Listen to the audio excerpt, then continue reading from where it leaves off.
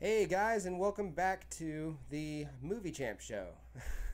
Welcome back. I actually hope we have some new viewers today. I hope so as well too. Yes. All right, but anyway, this is episode 5. 5. Yep, and I am the host, Walker Cheatham, and with me I have EJ Flemming. Yep, and on today's show we're going to be talking about. So we have some movie releases that are being pushed back to next year. We have the Bride of Frankenstein being pulled from Universal's release schedule. Tom Cruise is returning to the Mission Impossible set after his ankle injury. And we have a spin-off movie from The Fast and the Furious starring Dwayne Johnson and Jason Statham. I had to say that with a straight face. I pretty much felt that one. Okay, we have some trailers. We have a trailer for Netflix's movie The Babysitter. Mm-hmm.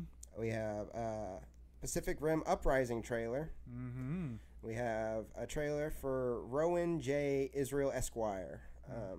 That one looks pretty interesting. That does. And also some other movie news. We have Gore Verbinski is going to be directing Gambit with Channing Tatum starring for Fox.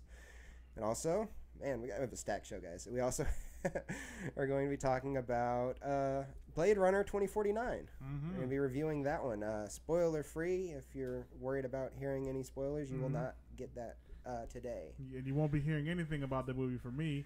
There's a fun story about that. I'll tell you about it when we get to the Blade Runner portion of the show. Yeah.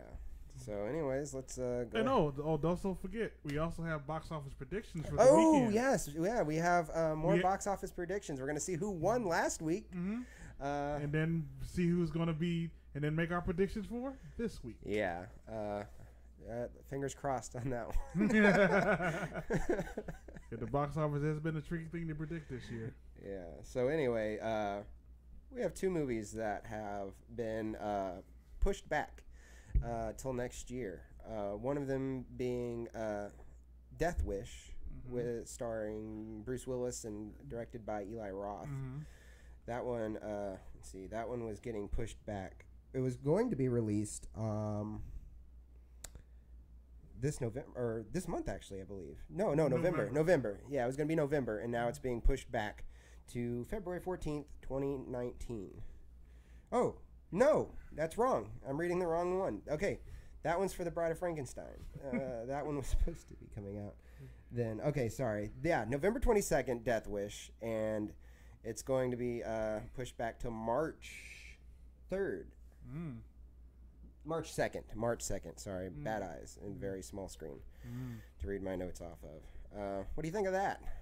I believe we were talking about this before the show started, that we believe movies like Death Wish being put back and shows like Punisher being pushed back as a result of the tragedy that occurred in Las Vegas not even a week ago. They're starting to take a look at maybe the idea of a lone gunman rampaging through the city may not be the best look right now, so they're pushing this back until the controversy for that dies down. Right, and well, that's actually not even the only one that's being pushed back. We're the 9th Fast and Furious movie is being pushed back till 2020, summer 2020. But we are going to follow up on that story a little bit too, with a different tack onto that one. But yeah, that one's being pushed back till 2020, and may not even get me. What's going on here? Oh, that's my phone. Oh, okay. Sorry. Last week that was not a good sound. No, it was not a good sound at all. No, but this week is okay. Yeah. But anyway, yeah. So yeah, Fast and Furious 9 being pushed back till 2020. Death Wish is. I was looking forward to seeing Death Wish in November. I don't think it's not too much for me. It's actually probably better that we don't have to waste all of our time going out and seeing Death Wish. Yeah. When there's going to be so many good movies coming out between now and that time, especially in I think that's like a Thanksgiving weekend. Yeah. So maybe it's for the best it got moved. Yeah, and I think that's all we have to talk about that one. Yeah, and plus I'm not even really looking forward to seeing Death Wish as a movie as a whole, because the tone completely changes what Death Wish was. Right. It looks like this is going more towards action comedy, when the original Death Wish was like a warning to this kind of behavior. Yeah. Oh, hang on. We have. Hi guys, night hippie chick. Hello. We are so glad you're here. Yes. Oh, Glad you're here. And if you guys have not seen our mugs on our website, Night Hippie Chick was one of the first people actually to buy one of the well, it's Horror Champs, not Movie Champs. She bought a Horror Champs mug, but I mean it's all the same brand. It's all of our brands. Yeah. So it all hits the pockets the same way. Yeah. Thank you. Yeah, we appreciated that. So, anyways, the next story we have is Bride of Frankenstein being pulled from Universal's release schedule. That was supposed to be a 2019 release. Mm-hmm. It was supposed to go in production. I mean, they were actually pre-producing this movie. They were in the middle of building a set, and everybody just got a letter, just cut it out. We're not doing anything right now. So I believe they're going into some rewrites, which makes. I mean, if we saw The Mummy, I don't have a feeling that this was going to be the same tone as The Mummy, especially with I don't remember the name of the director. He's the one that did Beauty and the Beast. Bill Condon? Yes, Bill Condon. Yeah. He was directing, which I don't know. You think they're going to lose him as a director with this being put pretty much not on even? Maybe because he'll probably feel like, well, since you just canceled this movie, I could just go on and do something else now. Which makes me happy. But yeah. If this was going in the direction that The Mummy was going in, I wouldn't have wanted to see it anyway. I did, because I haven't seen The Mummy yet, because there was nothing in it that I wanted to see. And the idea of a dark universe sounds cool in theory, but the way they executed it in The Mummy reminds me of the way they executed it in like Batman vs Superman. Too much, too early. And I'm really hoping that we don't lose Javier Bardem in his role with whatever that is going to be. Mm-hmm. But wait, was he? I think he was in there. Is he playing the Wolfman? I think he's supposed to be the Wolfman. I think I think that was more of a lateral move from Benicio del Toro, though. That is true. That is true. Yeah, they really didn't change much with that. Yeah, but I mean, I know Angelina Jolie is supposed to be playing the Bride of Frankenstein, and if she doesn't play it, I'm not heartbroken. I would rather see somebody new, or somebody new or someone different entirely. Yeah, I don't mind losing her in that role. Mm-hmm. I'm not that I hate her or anything. No. I like Angelina Jolie as an actress, but I would actually rather see her do something else, because she's doing Maleficent, which is going to be probably a far leap from being the Bride of Frankenstein. She's doing Maleficent 2, which just got greenlit this week or last week. Should have known. That's not even in our notes. We're not even talking about that one. But that's something we could probably talk about next week in greater detail. Yeah. I'd rather not even go into Maleficent, to be honest with you. I was not a fan of that movie, which is probably why I'm not interested in seeing her play the Bride of Frankenstein. It doesn't seem like too far of a not leap. too far removed from her last movie. Right. I feel like she's playing the same character with a different name.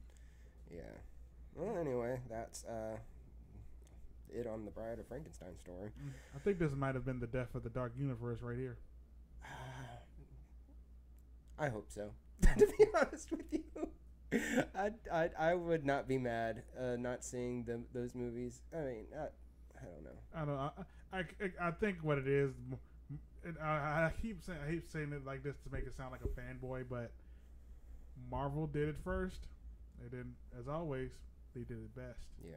Because they slowly introduced piece after piece after piece, and then they keep doing callbacks to those various pieces. So now it's like it is a lived-in world now that you don't have to guess no more.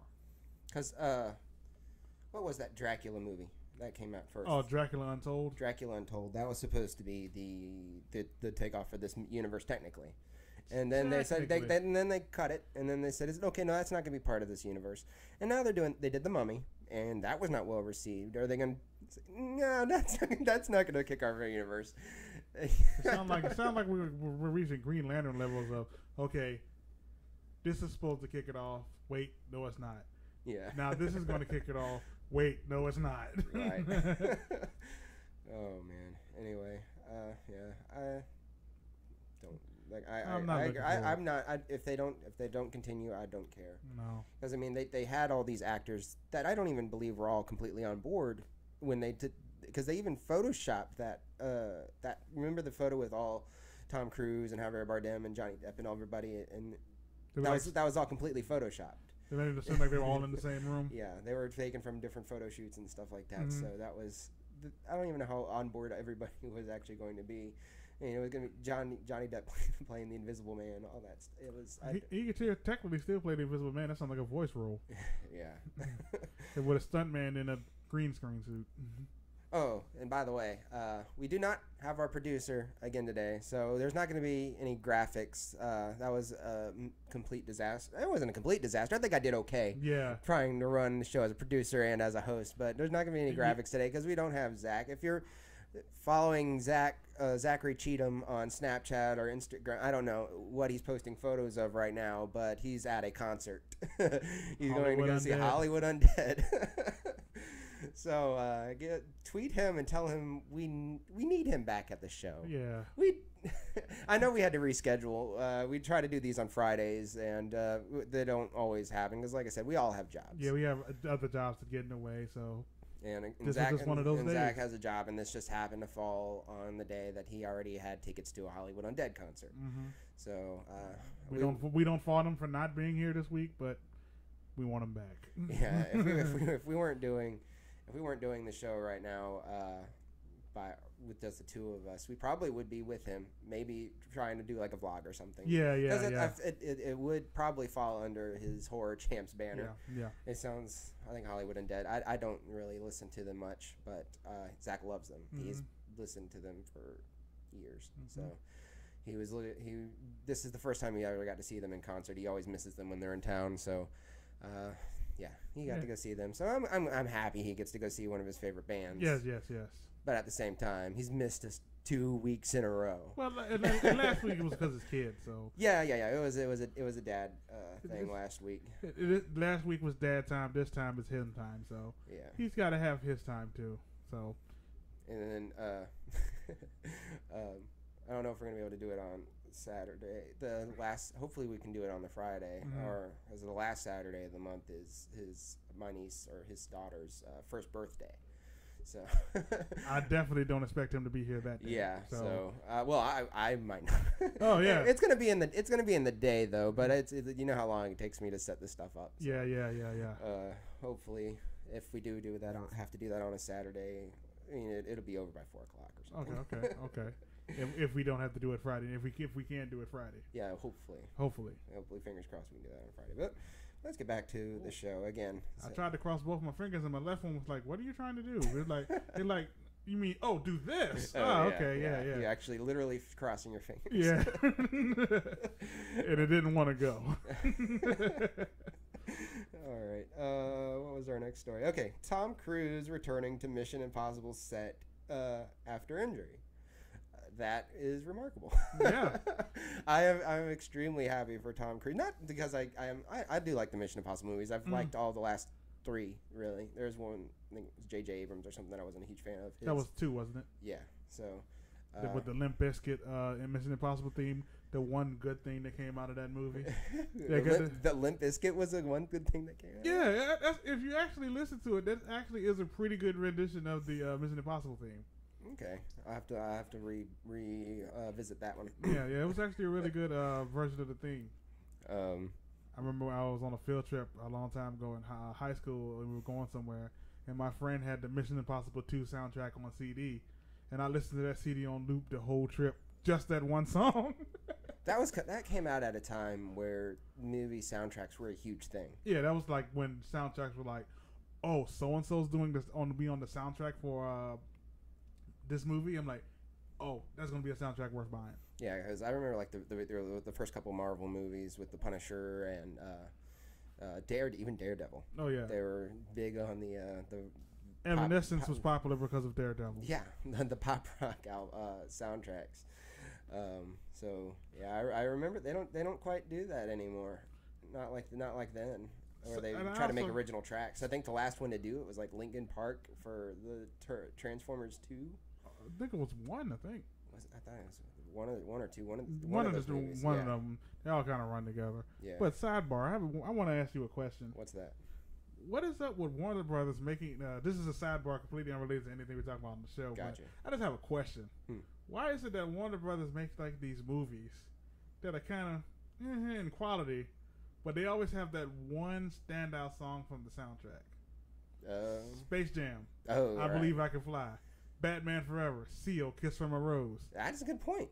Warner Brothers can't makes okay movies, but they always have a song that goes, oh my, that song's amazing, you know? Yeah, Warner Brothers Records, I mean, they have, I don't know, they have a lot of artists on there. Yeah, and they got a lot of money in that record label. So, I don't know. And that is a good point, though. It was mostly Warner Brothers that come to mind when I think of, besides Disney, obviously. Oh, no, naturally, of course. So, yeah. But anyway, that was just something I wanted to talk about since we were talking about movie soundtracks. Back to Tom Cruise coming back miraculously on MI6. Yes. I probably more than anybody around here would know about an ankle injury. Yes, I don't want to talk too much about how I broke my ankle, but one of the reasons why this show is even possible was because I had a trimalleol fracture, which is 3 bones in the ankle that broke, and his was 2. So mine was a little more, but still, 2 bones breaking in your ankle at his age. He's like a grandfather age to me, technically. Yeah. He's old enough to be a grandfather. Yeah. That is really remarkable that he was able to get back on his feet literally after 5 weeks or so. They gave him 5 weeks to 3 months or something to recover, and he's back at it, which is amazing.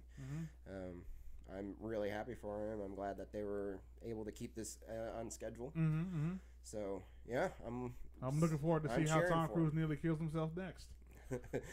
Yeah, because Ghost Protocol, he was hanging from a plane. Hopefully, this is not that I want him to no longer do those crazy stunts. But they add something to the movie, of course. Right. But it's just the fact that at a certain point you have to dial it back because, like you say, he's getting older. Maybe pass the franchise to someone else who could do it more now. You know. Right, because I mean that was 5 weeks because we talked about it on the very first episode. Yeah, so that's been five weeks since he's broke his ankle. That is insane. Maybe they weren't as bad as they were reporting. I don't know. Either way, I'm happy for him. I don't know. Yeah. I nearly lost my my foot because that was a bad one. Whoa, it was that bad?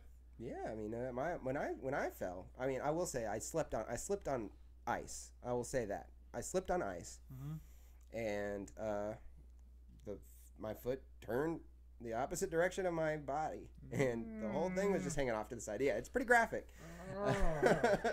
I regret I asked now. Yeah, and I say that this show wouldn't be possible because while I was on break from my job, trying to recover, I was brainstorming. I asked you if you wanted to be part of the show. I went and in my free time I researched and got all the equipment that we needed. That is still a process. we actually just got better monitors so we can actually hear ourselves now because we've been having sound problems. I'm hoping you guys can notice that the sound is a little better today. Yes. But yeah, that was what I was doing on my recovery, and I'm glad he was able to recover. I heard that the physical therapy that he went through was like NFL level. Oh yeah, they get people back on the field like real quick. Yeah, so that's kind of what he did, and my physical therapy was not probably like that. I don't know. And anyway, yeah. Okay. So yeah, I'm glad for him. Yes. I'm glad he was able to get back to work. So anyway, Fast and the Furious spinoff starring Dwayne Johnson and Jason Statham. All right. That's coming in 2019. I'm actually probably looking. Did you watch the last Fast and Furious, Fate of the Furious? I have not seen Fate of the Furious. I want to see Fate of the Furious. I was going to say, I watched it. It wasn't, I liked it. It wasn't bad. Here's the thing about the Fast and Furious movies. They've reached that point now where they know what they are, and they just give us that. Fully embrace it. Yes. They don't try to be like, well, we've gone from what we are to this now. Okay, this is what we are now. They're basically superheroes. Make a superhero movie now. Right. And their car is their superpower. Yes. Yeah. Sorry. Yeah. That's actually coming before. That's coming in. I think it said 2019. June 2019. So that's coming a full year before the Fast and Furious 9, which I'd rather. Why I asked you if you watched Fate of the Furious is because the best part of that movie was the Jason Statham and The Rock's back and forth. I think what those scenes was a beta test. Right. We kind of got. I think if you saw Fast and the Furious, they did a backdoor pilot on you to their spinoff movie. Yeah. So I mean, the prison fight sequence in that movie is amazing. Yeah. So you just pretty much saw like the prequel to their spinoff. And I don't want to talk too much about the plot of that. I mean, it's already been out, but I don't want to spoil it for you. But you don't care, probably. It's not. I don't know if I don't want to talk about. It's a hacker controlling. I did want to see one scene in its full epic glory was the zombie car scene. That was underwhelming for me. That was cool in the trailer, but it was nothing more in the movie. Oh, okay. The part that I liked, and even though it was kind of it was wacky, I guess is the way to say it. There's an airplane scene at the end with a baby and Jason Statham, which was kind of funny. It's completely stupid, but at the same time funny and entertaining. But anyway, it's the fun kind of stupid, not the oh god kind of stupid. Right. That's the best kind of stupid. I'm blanking though on whether or not, because you've seen in the trailer The Rock and Jason Statham having a back and forth all the time basically, and that's all throughout Fate of the Furious. I don't remember if they actually made. They had to. When I'm thinking about the ending, if they made amends with each other and became friends again, or not again, but became friends after all of this. I believe so. I believe that was what they were building towards throughout the whole movie. So that's what I'm wondering, if they're not going to have that back and forth, if this is going to be a buddy movie. Oh, you can still have a back and forth with a buddy movie. Yeah, that's what I'm curious. Think about like the Lethal Weapon movies. Think about like the Rush Hour movies, how there's like a banter between them. But even though when things get deep, they still have each other's back. Because that's technically what they did in the Fate of the Furious. They had to work together. So I'm wondering. I mean, I'm assuming that's exactly what they're going to be doing in this next one. But you've heard about Tyrese. I was gonna. If you weren't gonna bring him up, I was. Yeah. I'm glad. Well, I'm glad one of us are bringing it up. Yeah. So I feel like he's messing with the wrong person. He is talking smack to the wrong person. That's not even responding. I don't believe The Rock has made a response, and he does not need to. No. Tyrese is basically yelling into the wind right now. Oh yeah, he's sending tweets to an empty mailbox right now. He just sees it as this like, what else is out here? Right. Yeah, I don't.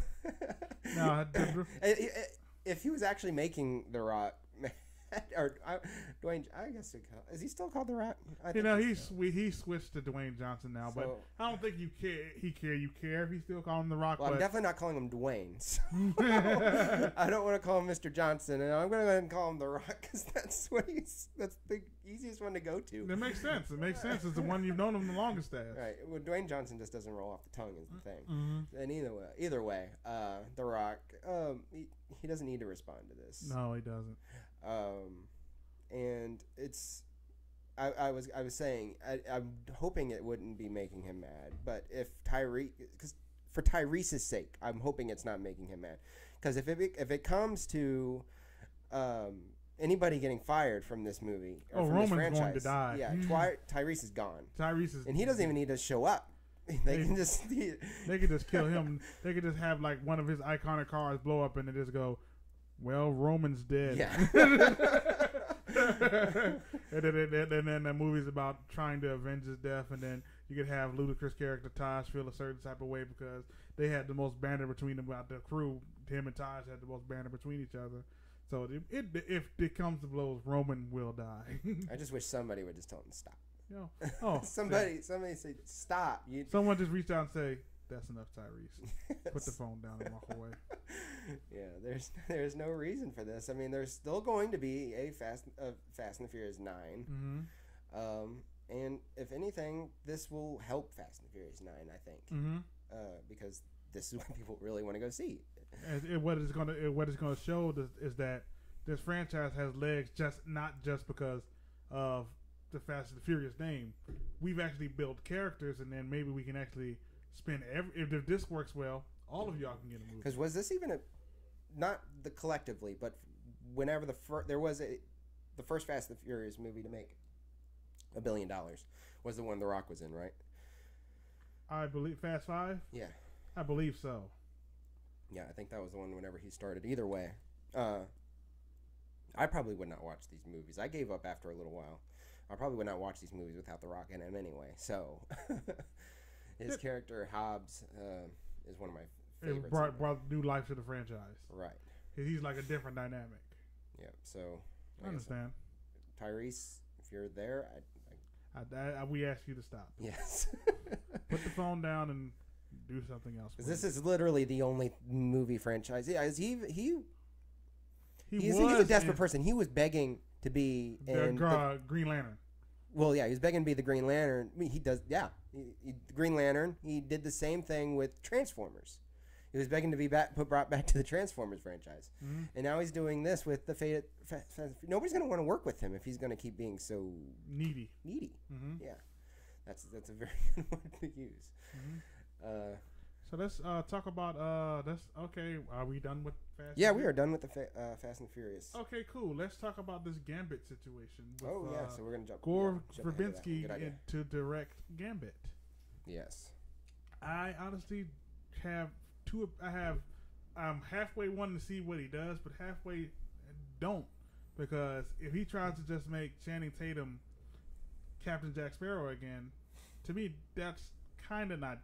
In a way that can be Gambit, but in another way it can't be Gambit.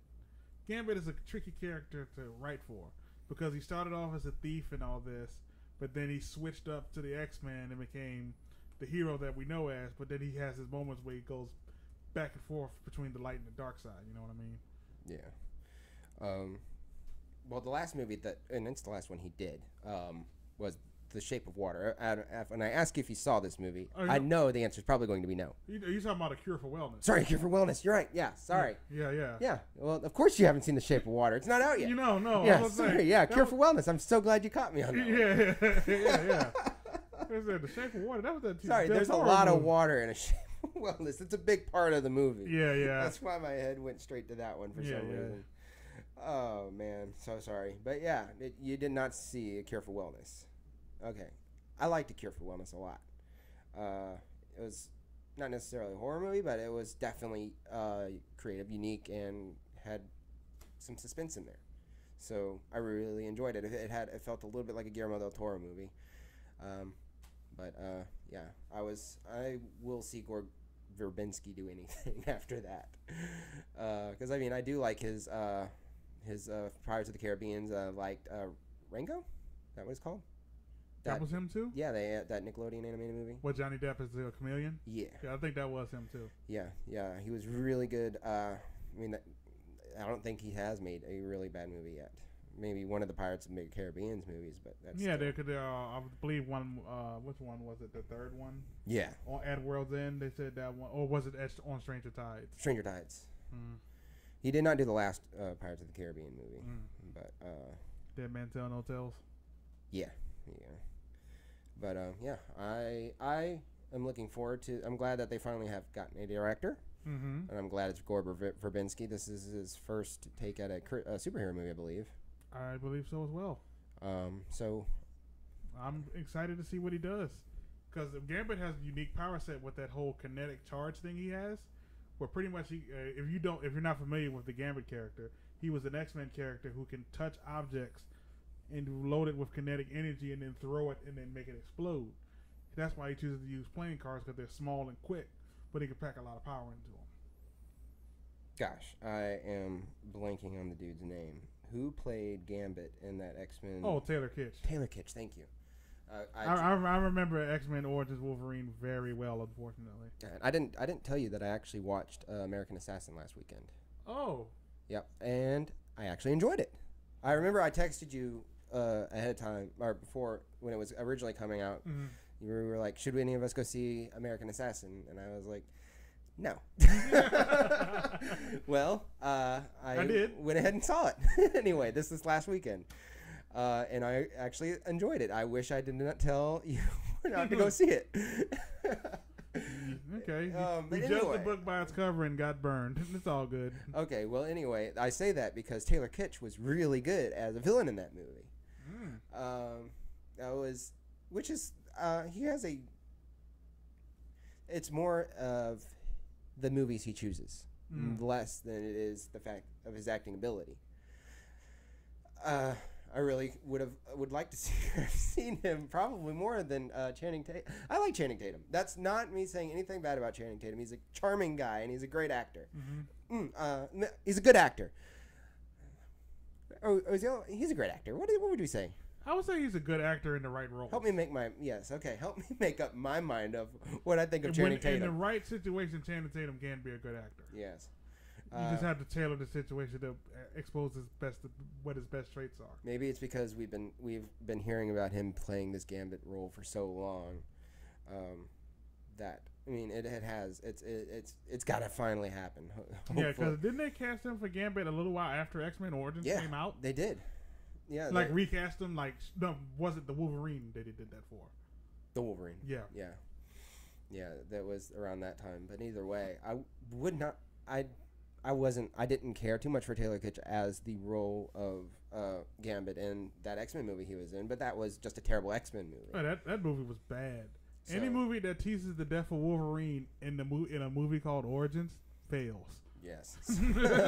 Like, hey, you want to know how Wolverine is made? Come see our movie. Spoiler alert. There's a death tease. Yes. Like an hour in, we threatened that he might die, even though we know there's 3 movies set after this. Yeah. So that was more of a bad movie, but I mean, look what they did with Deadpool. They revived him with a good director and were able to make it good. Yeah, because they actually Ryan Reynolds did not stop until they actually made a good Deadpool movie. So, I mean, Taylor Kitsch does not have that kind of clout. Oh, no.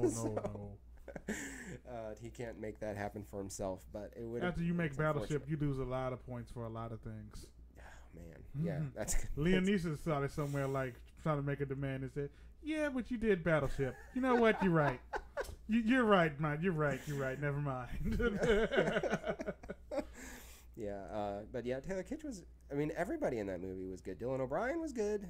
But there's still that one. This isn't even a spoiler. It still upsets me about the whole 18 months after he goes through this tragic situation, and he gets shot. That's not a spoiler either. He gets shot a lot, and he has 18 months later. He's an assassin trained higher than some military people. I don't know how that happens. I mean, like I said, I broke my ankle, and I am still struggling to walk. This guy got shot in several parts of his body, and 18 months later, he's like doing Krav Maga in a gym. Yes, landing on his bullet holes and like, no. Yes, that was still a thing you have to erase out of your back. It's a thing you have to accept to make this movie to go forward. Yes, and when you can get past that, it's a pretty good movie. The ending was kind of a letdown, but it still was not that bad. It was. Well, this is based on a book. Right. Yeah. So it's the source material. It's the source material. Then hopefully. Yeah. If that was written in the book, then they should have changed that. They're trying to make this a franchise. Right. Well, it's probably not going to happen. Well, no. It did drop. It's dropped down to number 6. Well, we'll talk about that later. Still, maybe. Yeah, but it's dropped down to number 6 either way in the box office, which still is pretty good. But it might because the critical reception of that was not terrible. It was just more meh. It was like, it's a movie. And but I know a lot of people, including myself, had high expectations until we had heard some of that stuff and had actually seen it on screen. Mm-hmm. But like I said, I really lowered my expectations because of the critical reception of it. But I was not... But you were then left pleasantly surprised. Yeah, I left pleasantly surprised and would like to... There's some parts of it. I'm not going to review it. But there were some parts... I guess it's kind of a review. There were some parts of it that... could have like there's some training sequences whenever he does get with Michael Keaton. Mm-hmm. There's some really cool training sequences that are very never mind, I don't want to talk too much about that. About some stuff I've been trained to do. It's very realistic, and some of it's not so realistic. Okay. But yeah, Okay. we have to tell you. I'll tell you that later. Okay. Yeah, all right. We'll save that for after show. Yeah, yeah. There are some really cool training sequences in there that would have been that they kind of just went by in about 5-10 minutes, which could have easily. I would have rather seen about 20 to 30 minutes more of that. But that probably would have thrown off the pace of the movie. Probably, but it would have made it a little more interesting to see because it really was like a 5 or 10 minute sort of a montage, a mini montage, or sort Maybe of a montage. Maybe if they make an extended cut for the Blu-ray release, you might get that. Maybe, But but it would have for where that training is leading to, it would have helped the story a little bit more. Maybe not 20 to 30 minutes, but at least 10 to 15. Mm-hmm. It would have made it a little more believable for what they want us to believe happens in the third act. Oh, okay. Because they've already brushed over what should have been at least 4 or 5 years of training to get him to that part of his training. At this point, we might as well just give it a score and move on. Okay. Well, you pretty anyway. much reviewed the movie already. Yeah. All right. So American Assassin. What do I give it? I give it 7.5. All right. There's a bonus review. There we go. Gambit got us a bonus review. Cool. Yes. So Taylor Kitsch as Gambit. no, Channing Tatum. Channing Tatum is going to be our Gambit. Mm-hmm. Maybe. I'm pretty sure. At this point, he better be. At this point, yeah. We don't want to get all this build up and then just bring somebody else in. Yeah. Give us the Channing Tatum Gambit. This is at least 3 years of build up. Yes. So yeah. Gore Verbinski, though. Mm-hmm. Good director. Mm-hmm. Hopefully he makes a good Gambit. Mm-hmm. So where are we now in our notes? Because we kind of jumped. But now it's time for our trailer segment. Yes. Where we break down some new trailers that came out this week. I'm glad you restructured the show. Mm-hmm. Because that should have been up there anyway. Yeah. So the first trailer that we talked about, or we're going to talk about, is The Babysitter for Netflix. Directed by Mick G. Oh boy. Yeah. I said his name. He said, "Oh boy," like Let's see. That's Mick G. He did. Did he do both the Charlie's Angels movies? I believe he did. He did. He did the Terminator Salvation. He did, didn't he? Oh. Yeah, he did. This Is War, I believe, with Reese Witherspoon and yeah, and Chris Pine. Chris Pine and what's his name? I should not be saying what's his name. We talked about him last week, and he's a very amazing actor. Ryan Reynolds. No. Oh. No. Venom. Oh, himself. Tom Hardy. Tom Hardy. Yeah. Okay. This Means War. Yeah, This Means War. Sorry, did I say This Is War? Yeah. This Means War. Mm-hmm. Okay, so I was one word off. Mm-hmm. But either way, yeah, Mick G. He's got a track record. That scatters the plane from good to bad. Well, from bad to worst is where I was going. Okay. That's your. I actually did enjoy the first Charlie's Angels, and I did kind of enjoy Terminator Salvation. When's the last time you saw it? See now you. I mean, this is just a does it hold up type thing, because this was the early 2000s. I haven't seen it in a long time, so it may not hold up at all. Yeah, I'm not holding any hope that it holds up at all, because even that's getting rebooted. I heard about that. Oh, hey, we got a. What's it say? Jonathan Drew says, "Gang, gang." Sorry. Oh man, I need to get a bigger screen. Yeah, you really do. Or grandfather or glasses. Yes. I nominate glasses. They're cheaper and easier. All right, so back to the Babysitter trailer. What'd you think? That is going to be a very interesting little movie because it paints itself like it's going to be your standard teen comedy and whatnot. And then in the trailer, you see a dude get stabbed in the head with 2 knives. You're like, wait, whoa, what? Whoa, wait a minute. What just happened here? And then you actually watch the trailer and you find out that they're trying to do a human sacrifice downstairs and all this, all while the little boy is upstairs watching all this from the stairs. Yeah. So I'm like, okay, this might be interesting. I mean, one thing that McG does do well is action, which I don't see this being too much of action more than it is kind of a gore fest. Oh yeah, it looks like it's just going to be a comedic gore fest more so than actually do anything meaningful. And it's definitely not a horror. I would never call that a horror because I would it's say not horror the tone I'm comedy. getting. I would say horror comedy. Yeah, like they're doing horrific things, but it's like it's done comedically. But it's being so it's playful. comic violence. Yeah, but like the tone I'm thinking of is Scout's Guide to the Zombie Apocalypse. Mm-hmm. It's sort of like that, but probably not going to be as good. Mm-hmm. Forgive me, you guys. You may notice that my right eye just randomly just feel like there's something in it, so it's been running for a few minutes now. Man. So that's why I'm sitting here wiping my eyes and squinting it. So forgive me. Oh gosh, I totally forgot about 3 Days to Kill, that absolutely terrible Kevin Costner movie. Oh God, isn't that the one where there was like something wrong with his heart or something? I think so. Mm-hmm. And I think it had what's her name? Haley Steinfeld as his daughter. Mm-hmm. Yeah, that was a terrible movie.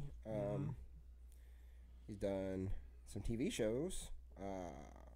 Lethal Weapon, which isn't a bad TV show. Oh yeah, the new one. Yeah. Okay. So yeah, I am not going to be. I'm going to come in there with low expectations, obviously. Of course, naturally. And I'm just hoping to be a little bit surprised. That's all I'm hoping for. If it matches my expectations that it's bad, then I'm not going to be disappointed. Mm-hmm. Good move for him getting it released on Netflix too. Yeah. Get all the money up front. Yeah, I mean it's got Bella Thorne. Forgot who else is in there. It's not important.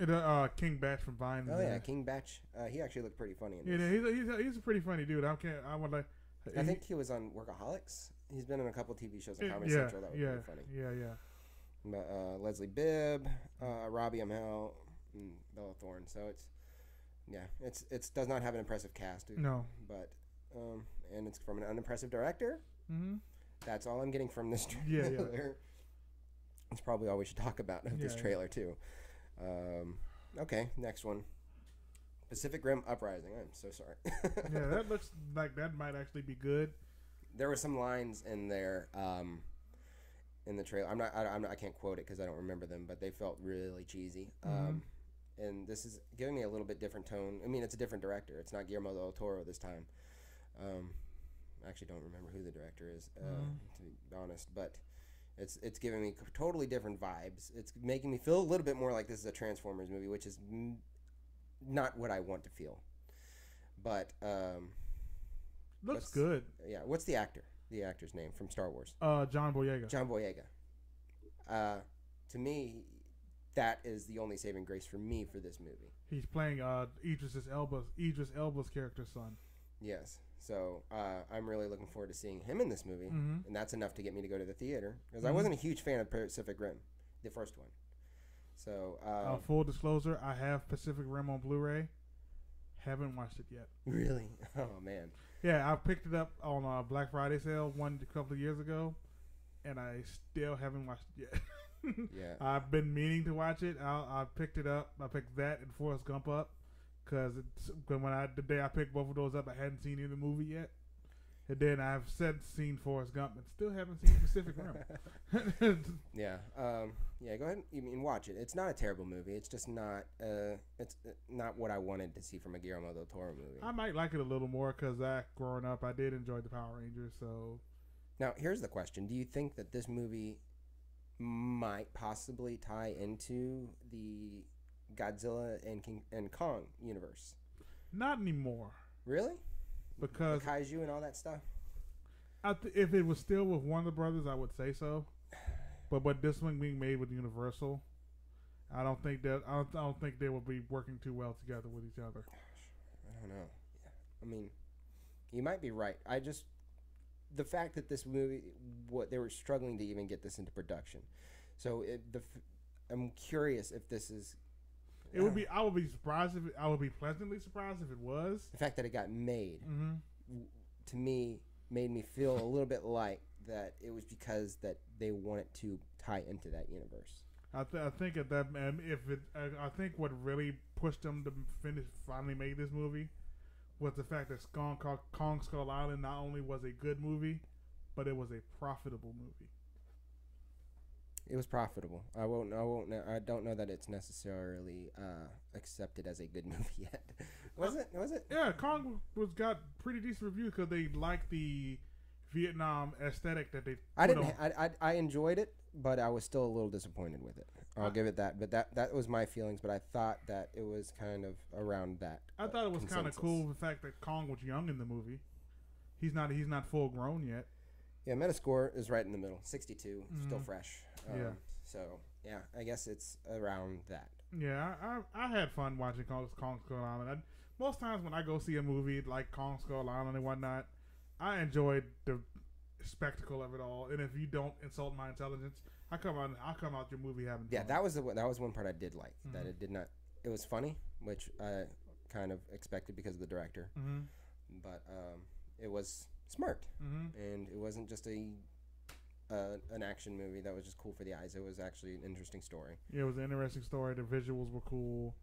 And we actually got to see King Kong, not like the Godzilla movie. Oh yeah, we saw King Kong like 10 minutes into the movie. So yeah, we got our Kong in that movie, and the very first time we meet him again when the soldiers show up was hilarious. Yes, like when you just see like the tree being thrown at the helicopter, I'm like, now that's what King Kong would do with a helicopter. I had no problems with that scene at all. That scene was one of the best scenes in the movie to me. And speak of the devil, have you seen the honest trailer for the King Kong? I've heard the flack that it got. I don't know. I heard that the CinemaSins got a lot of flack. Yeah, CinemaSins got a lot of flack, but I'm talking about, did you see the actual honest trailer? Because he was in the sound, because the director was actually in it. I haven't seen it yet, but I need to watch it. Yeah, we don't need to talk too much about that honest trailer, guys. Yeah, we don't need to address that at all. No. We'll go ahead and go to the next. Are we done with Pacific Rim Uprising? Yeah, we're done with Pacific Rim. I can't wait to see it. I have to see the first one before I see this one, though. Okay. The other one that we have is the Rowan J. Israel Esquire trailer. That looks really, really good. It does. It actually made from the writer-director of Nightcrawler. Oh yes, that's right. Oh my goodness, I love. You've seen Nightcrawler, have you? No, you got to watch that. I have a pretty substantial backlog. Man, it's pretty. If I could stack the movies I haven't seen on this table, we wouldn't have a visible table. Oh my goodness, yeah. Nightcrawler was probably. I didn't watch it when it first came out. I actually just watched it a few months ago, and so you're not that much better than I am. Yeah, good. Yeah, so you're not standing from a moral high ground of, I saw it while I was in theaters. No, I cannot make that claim. It took me a long time to finally watch it, and I was hooked. It was an excellent movie. So I'm really glad to see another movie from that director. I'm glad I watched it when I did. Otherwise, it's like, oh no, I have to wait a long time to go see this director again. Dan Gilroy, yeah. Okay. Excellent writer and excellent director. That movie was really good. So, Denzel Washington stars as Rowan Israel, a driven, idealistic defensive attorney who, through a tumultuous series of events, finds himself in a crisis that leads to extreme action. Yeah. And Denzel Washington looks like he's going to be getting another Oscar. Oh, yeah. Like the Denzel from Training Day is gone in this movie. Oh, yeah. This is like alternative timeline Denzel. Oh, and Colin Farrell looks awesome in this movie too. So I mean, everybody, like I said, everyone looks good in this movie. This trailer was well put together. It pretty much told me the story without telling me the story. Like how, why would this man go from this ideology to this other ideology?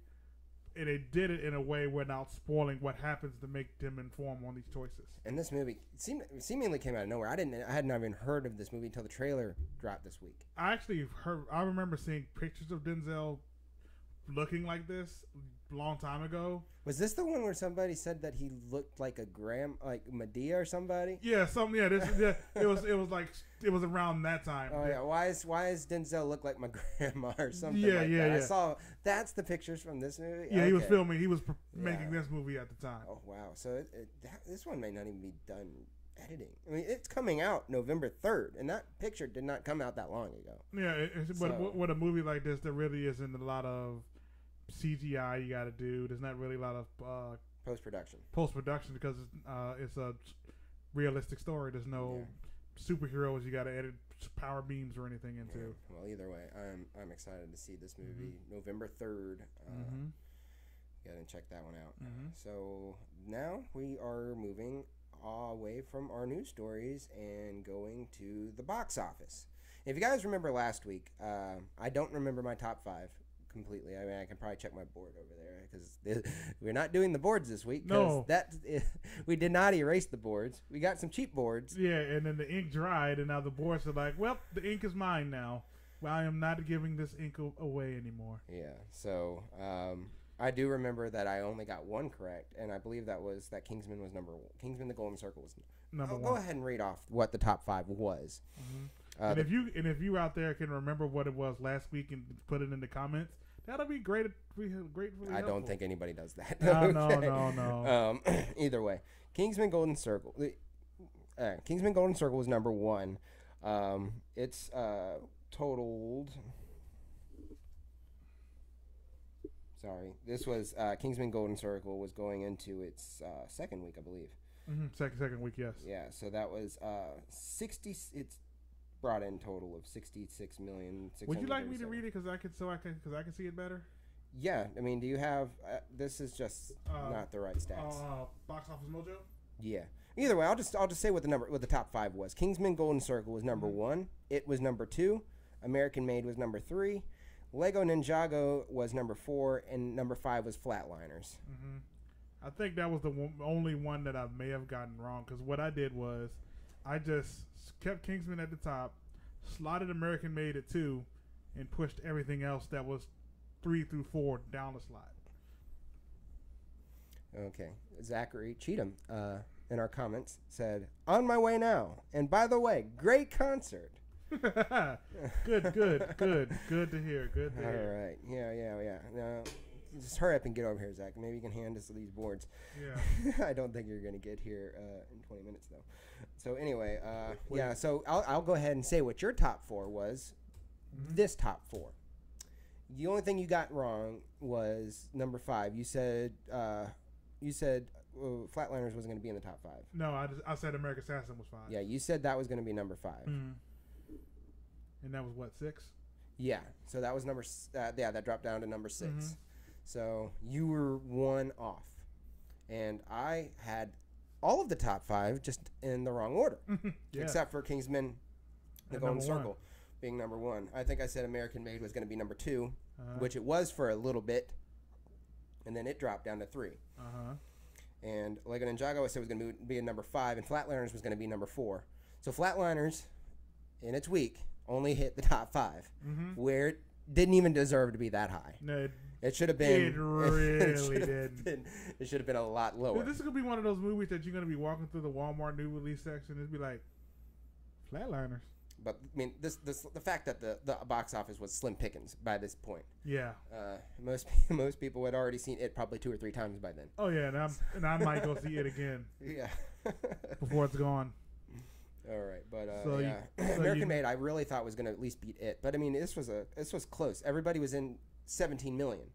Everybody was in that 17 million. It just happened to be Kingsman was a little higher than 17 million, and it and American Made were a little lower. But they were within probably I think $100,000 of each other. Yeah, it was a very tight race. They were all were like 17 million something. Yeah, so that top 3 was a close race. Not so much for Flatliners or Lego, but I mean, poor Lego movie. I hear that's not a terrible movie, but it definitely just came out a little too early, I think. I don't know. Maybe we should have moved that like an hour ago. Yeah. Nobody is asking what the spray bottle was for. Yeah, I'm so glad you'd noticed it now. Yeah, I guess since they know Archie's here, they probably feel like that's... Oh, no. Yeah, that was what we were trying to do to clean off the boards. We had a spray bottle up here. If anybody watching the podcast, there was a spray bottle sitting on our table, and it was on camera. It was on camera. About 45 minutes of the show. And then I just sat there and said, wait, why is this still sitting here? So I just took it down. Oh, boy. Yeah, well, it is what it is. Yeah, well, yeah. That was the spray bottle. Yeah, it's the official spray bottle of Movie Champs. Yep. Anyway. Yes. So, As a result of the box office predictions game, you get the belt. I get the belt for the first week. Yeah. Okay, so It doesn't mean that it's going to stay mine for next week, but for this week, this is even though I at least had the top 5 movies, they were in their top 5, just in the wrong order. You think you win? Yes, because I got them right. You didn't. Oh. Yeah. There's a charging block in the table. That's fine though. This is a tech table. It's a tech charging based block show. can sit here. Yeah. Okay. So can my championship for the week. Okay, so yeah. The rules are you have to get them in the right order. So, I mean, yeah, knowing the top 5 wasn't even all that impressive, to be honest. No, it really isn't. So it was just the belt that just adds a competitive edge to it. Yes, and it gives us bragging rights for a week. I mean, for the first day actually, because I don't think these the numbers were finally in completely until Tuesday. No. Nobody had won. No, it was like a complete tie for last place. Yes, for a little bit. Had the numbers not finalized, this belt would have been vacant another week. It was that close. Night Hippie Chick said something, but I can't completely make out what it says. It looks like I don't know. Oh, no. You're going to read that comment. Because I know what it says. It says, congratulations, EJ. It does say that. I know you always say that your vision is bad, but I knew it wasn't that bad. Oh, man. I knew you would make an effort to pick up the thing and try to read it a little closer if it was something you actually wanted to read. So I was going to make you read it. Okay. Anyway, so now it's time to see who's going to predict this weekend's box office. And we don't have the advantage just because it's Saturday. These numbers are going to be jumping around like they always do. Okay, let me close. So here's what's coming. What's going to be new? Here's what's new. Here's what's coming to wide release. Blade Runner 2049. Okay. That's coming. That obviously came out, and it's being released on 4,058 theaters. The Mountain Between Us, wide release, and then it's going 3,088 theaters. And My Little Pony. 2,528 theaters. That's actually a lot lower than I thought it was going to be. Yeah, for a kids movie, that's kind of low. Yeah. You would think that the Blade Runner and the My Little Pony would flip. I would have thought Blade Runner and My Little Pony would have been the same, and that The Mountain Between Us would have been a little lower. That's not a wide appeal movie, but yeah, but you got when you put Idris Elba and Kate Winslet in the movie, those names cost money. You got to try to make that money back. Maybe more Idris Elba than I don't know. Kate Winslet is an amazing actress. I don't know how well she sells movies though. But, yeah, you're right about that. So, we have, like I said, in the top 5, we have the top 5. And then we have those 3 movies. So, my number 5 movie for this week, because as everything's going to shuffle down a little further, it's going to be, actually, you know what? My number 5, My Little Pony. Really? Movie. Okay. You're putting My Little Pony at number 5, you said. Well, that is where I'm going to be putting The Mountain Between Us. Oh. Because even though My Little Pony is playing on less screens, I feel like it's going to sell a lot more. And I'm going to talk about this a little bit after we're done with this. But I was actually extremely shocked that I went at a 12:15 show. I was the only one in my theater for Blade Runner 2049. The only one in my theater. Whoa, that's not good. I have no idea how the box office that's not going to affect other theaters. More than likely. Yeah. But I mean that's very weird. Yeah, dude. For a movie opening weekend and you're the only one in it. Yeah. That is weird. But anyway, I'm putting The Mountain Between Us at number 5.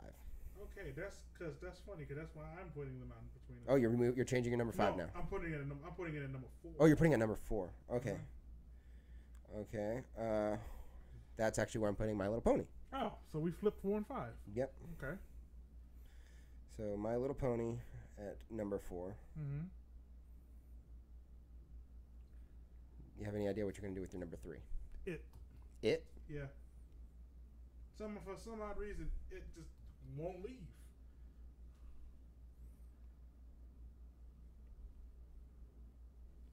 Zach. Really? Zach just said our Hollywood Undead might be Horror Champs fans.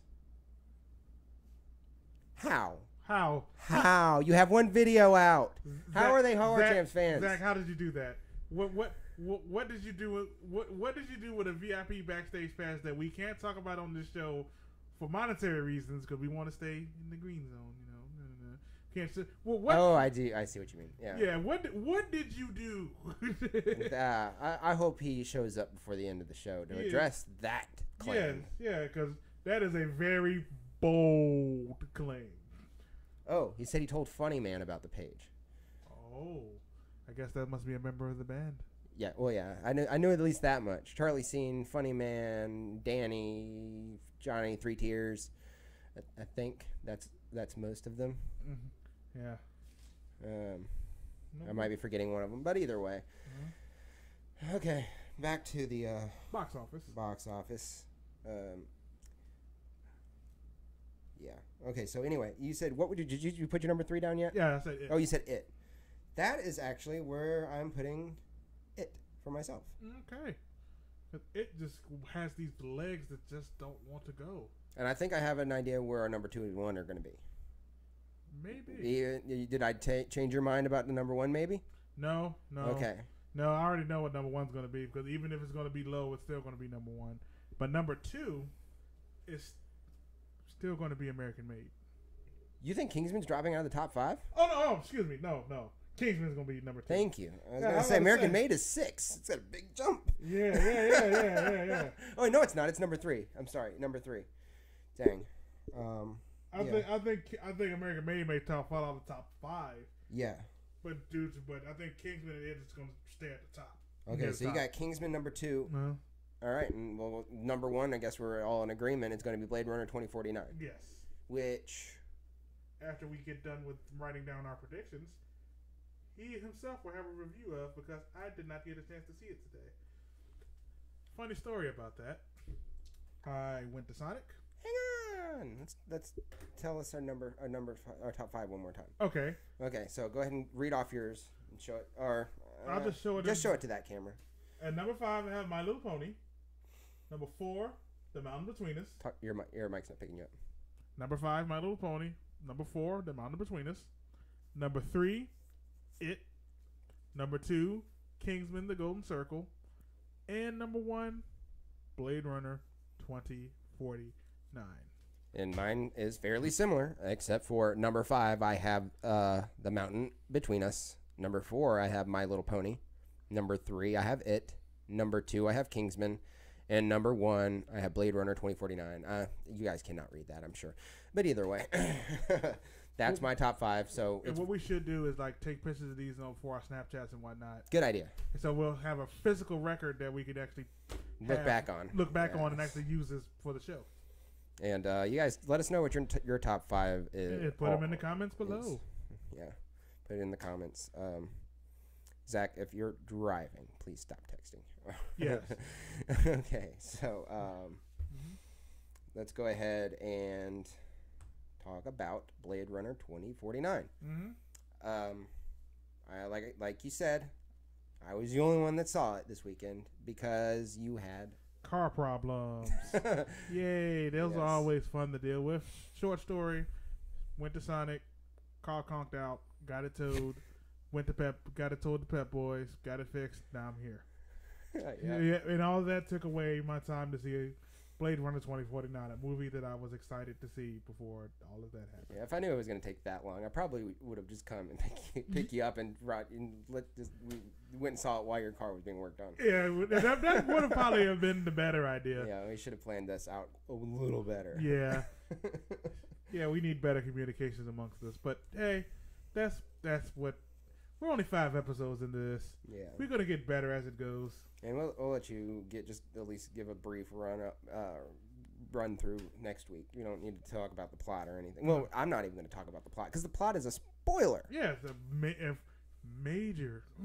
Which is fine for me because I'm terrible at summarizing films sometimes when I don't write them down. But anyway, I think I can at least say this movie, Blade Runner 2049, Ryan Reynolds plays a character named K, Officer K. I can at least say that. He plays Officer K. And he is on a mission, obviously. I don't want to talk too much. Yeah, he's on a case. He is on a case that his commanding officer is Robin Wright, who does an amazing performance. And that's about all I should talk about as far as the plot. Yes. We'll go ahead and give you the technical review now. Yes. Denis Villeneuve. He did way better than I expected. Because I cannot make it through the original Blade Runner. Even any cut of the movie. It is a bore and a chore to get through. His pacing, this is actually a running thing with both Denis Villeneuve and with Ridley Scott. Oh my God, thank you. Ridley Scott movies. Their pacing is very slow. They like to tell their stories in, like I said, a slow pace. Slow but deliberate. Slow but deliberate, exactly. And if you aren't watching it on a big screen, it's very hard to get through. When you're watching at home on a comfy couch, you're like, "Oh no!" Yeah, that's exactly. And I mean, and especially Ridley Scott's last few movies, besides The Martian and Alien Covenant, his movies that he had done the last few years, and even Alien, like his original Alien movie, and pretty much any movie he's ever made. Slow but deliberate, and if he can't stick the landing, it's a terrible movie. Just like The Counselor, I think is what I was trying to get to. That's the one I literally fell asleep in the movie theater watching, because it was hard. It was hard to get through. Very slow movie, and it did not have any. It did not pay off at the end. Oh, that's always a bad time at the movies when you suffer through something and then get nothing out of it. You're like, what was I here for? So. And Denis Villeneuve is guilty of the same thing. Sicario, excellent movie, slow pacing. The only thing that I can say about Denis Villeneuve is that he has great movies. But the pacing is hard. And that's what I was worried about, because I had already tried to get through the original Blade Runner and cannot make it through. I said, but Denis Villeneuve, is this going to be the same thing? And it is not. at least watching it in the theater, it was not that way for me. It may have been a little bit different because this is almost a 3-hour movie. It may be a little bit different for other people. I can't suggest that other people go see it, because I did say I was technically the only person in the movie. There was one other person that was walking out of the other theater, because there was 2 theaters playing it, but I happened to be the only other one. There was a lady that was walking out of the other one, and she said, "Wow, that was too long." So other people, that may not be the same thing for them. If you aren't a fan of the original Blade Runner, you probably shouldn't even go see this new one. No, because you'll just walk out and be mad that you felt like you would have wasted time watching something you already weren't gonna like. Because if we weren't doing this, I probably would not have seen Blade Runner unless other people had told me that it was good. Out of pure curiosity, I may have ended up seeing it. But if we weren't doing this, I would not have seen it. But I am so glad I did see it, and I thoroughly enjoyed it. And I thought Denis Villeneuve did an amazing job with that 3 hours that he put into this movie. And I've already forgotten the cinematographer's name. See, I don't remember those details. Well, the cinematographer, I'm going to look up his name because he deserves it. He deserves recognition, and he deserves, at the very least, he deserves an Oscar nomination for it, because this was some of the best cinematography I've ever seen. And also on a technical, without going into too many details, there are things in this movie that I've never seen cinematically. I've never seen happen before. This was kind of like when we saw Avatar, the James Cameron's Avatar. There was stuff in there that we had never seen before. Wow. there is several things in this movie that I've never seen done before in film, and it was great to watch. Great to watch, yes. I'm glad to hear that it was good. So I do recommend you, if you're a film fan, go see this movie. Mm-hmm. If you're a casual movie, it's going to be hard. I can assure you, especially if you weren't a fan of the original Blade Runner. Again, I say that. I need to stress that. Yes, please stress that so people who actually go see it on our recommendation go, well, that movie was boring. Well, did you like the first Blade Runner? Well, no. Then why'd you go see the second Blade Runner? Right. Let's see. Here is his name. Roger Deakins. I should have remembered that. Mm-hmm. Roger Deakins is going to be nominated for an Oscar. That is my prediction at the very moment. Mm-hmm. He's going to at least be nominated, even though he deserves to win. Because so far, the movies that are out now were okay, but this was outstanding. And set design, going to be nominated. Mm-hmm. Director needs to be nominated. Denis Villeneuve needs to be nominated for Best Director, and this is going to be nominated for Best Picture. With that being said, the acting, outstanding. There was not a bad actor that I can find. I could not find a bad actor. I don't know. I don't feel like this is a spoiler, but Jared Leto is barely in the movie. That being said, there is a great villain, but it is not Jared Leto in this movie. Ooh. I'm always down for like the secret. I'm always down for a good movie that reveals something to me, because you can watch the movie and if you can figure out the beats before they present them to you, what's the point of seeing the rest of the movie?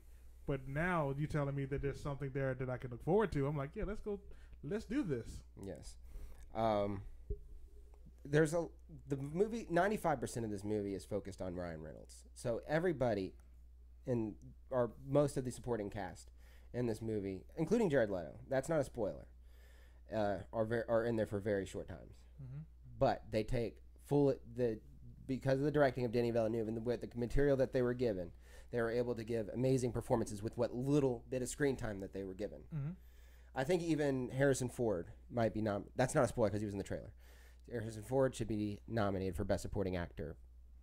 I mean, if Michelle Williams could be nominated for Best Supporting Actress in Manhattan by the Sea for that little bit of time she was in that movie, then Harrison Ford should be nominated for Best Supporting Actor for what little bit of time he was given in this movie. Mm-hmm.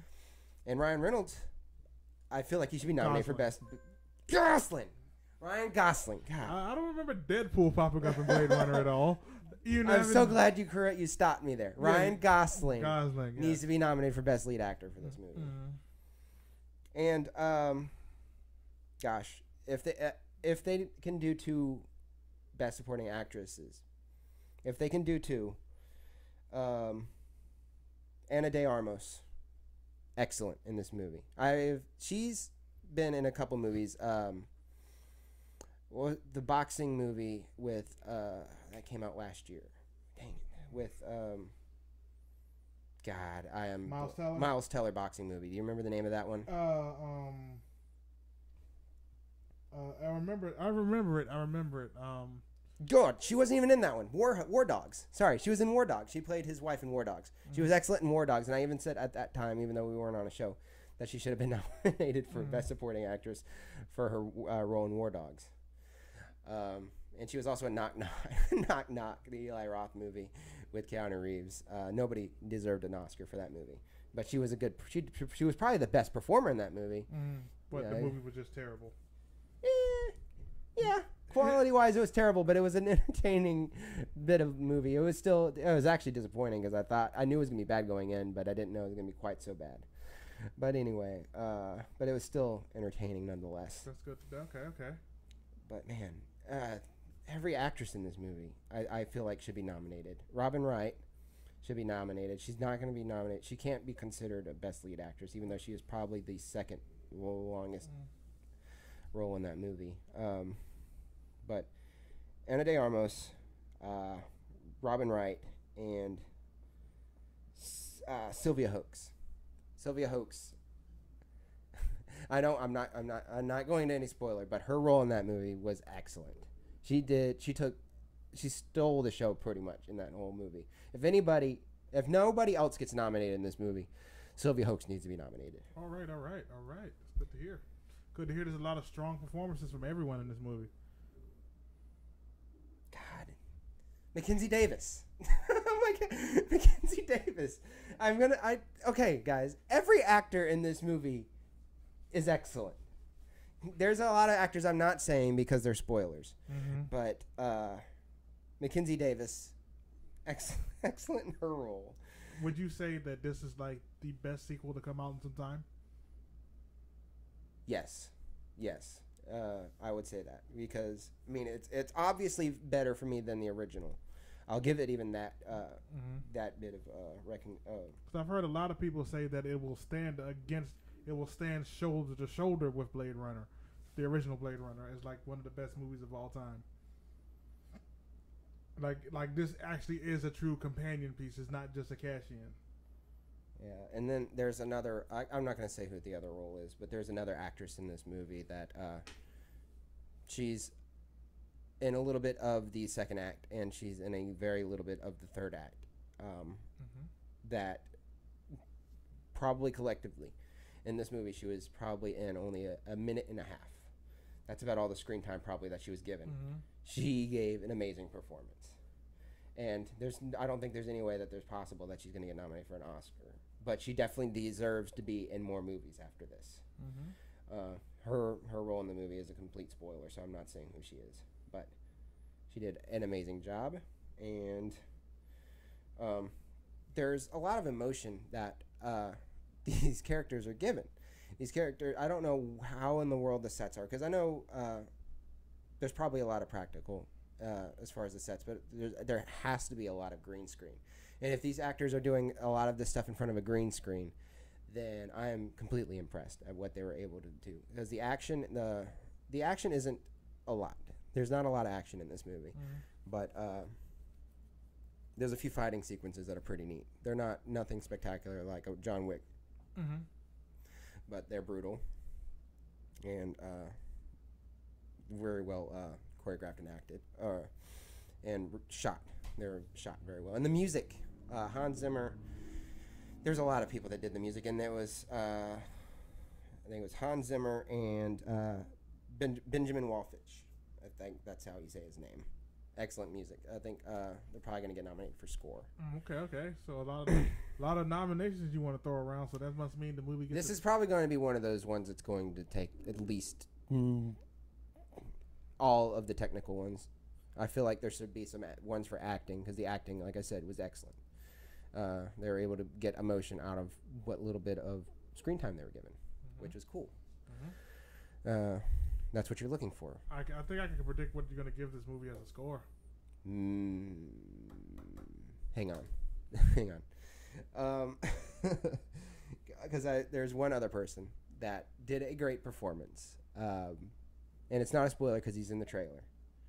Do you know who I'm talking about? It's an actor, a male, large man. Oh, Dave Bautista. Yes. he didn't. I mean, it's. Hush! Oh my goodness, that must be home. Anyway, Dave Bautista did an amazing job. Archie wants to let his voice be heard. Yeah, sorry, that is my brother coming in and his dog barking. So we'll let them have their moment of in the sun while we'll let them have their moment. Use your key. Zach, come on, dude. Thank you. Thank you. All right, because we're on the show, Zach. Turn that off. Okay. Man. All right, Zach just got here. Yay. If you didn't hear all that. Okay, anyways. All right, back to Dave Bautista's performance. Yes. About all you saw in the trailer was all he was on screen for. So it's hard to judge, but he did a very good job. He did what he needed to do. I'd say if there was any weak one, it's not even him. So I just wasn't wowed, but that was just because they literally did not give him the type of material he gave everybody else. So if you saw him in the trailer, he did what he was supposed to do. That's all you can ask. And there was probably the best fight sequence in the movie was right there, and that was like right at the beginning. He's literally within the first 5 minutes of the movie. Okay. So, you asked about what score I was going to give, and I think I'm going to need both hands for it. Man, I don't know. It's a fraction. It's a fraction. 9.75. Whoa! So it's not even. Thought you was just going to hand out the full 10. I want to give it a. Oh God. Because I had no issues with it. You don't. And it didn't feel like a long movie. I will give it. For me, it did not feel like a 3-hour movie. So I will go ahead and give it a 10. Thank you. It's getting a 10. Thank you. I don't know why I hesitated. I guess there was probably I could have used a little bit more supporting characters, especially maybe when I'm thinking about Jared Leto, I'm thinking that might be the weakest point of the movie. So I might, for his performance alone, might take it down to the 9 points. No, I'm gonna give it the 10, but it's a hesitant 10. I want to give it a 9 point. I'm part of me wants to give it a 9.75, but the fact that Jared Leto's performance was not the best does not take away from the rest of the movie. It does not at all. So it does not deserve the 9.75 just because of Jared Leto's performance. So I will give it a 10. But I'm looking forward to seeing what you think about the movie too, because I feel like you would give it a 10 also. It's definitely one that you would enjoy, but yeah, that's the only thing I can say bad about it was Jared Leto. But was it him not being in it, or not being in it enough? He doesn't do enough with his screen time, is what it is. So it's not. I could have actually, if the way he was delivering his role, or the way he was acting in his role, I would not have wanted to see any more of that. You don't think there might be a cut out there with more Jared Leto in it? If there is, I don't want to see it. That was the question I was going to ask. Would you want to see that cut available? No, because they could have cut him out, and it would have been the same and better movie. He was not necessary. I don't even know why his the fact that he plays a character Wallace. He's basic. You can change Wallace with Google or Amazon. That's what he basically is. Okay. He's the face of a big company. That's not a spoiler. Okay. But he's not the villain in this movie. He is a villain, but he's not the villain. Okay. I'll give you that. So, yeah, I did not need to see any more of him, and I probably didn't need to see him at all to understand who Wallace is. Okay. But that's all I should say about it. And so, yeah, 10. All right. So now we move to the game time. Game time. We have Zach here. Yes. What's up? I want to tell my story. You don't have a mic. Move. Okay, so I am going to step away for a second and let Zach Actually, let him sit here with me so I can stretch out for a minute. Okay. Yeah, right. I'll tag out this time. Cool. I will continue my hosting gig. Yes. First, I want to say. Hold on. Talk in front of a mic.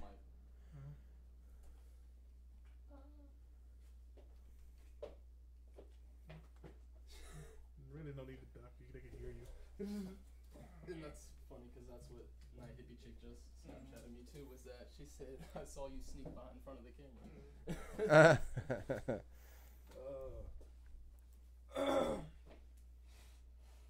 A little closer. Mic check. All right, you're good. Go ahead.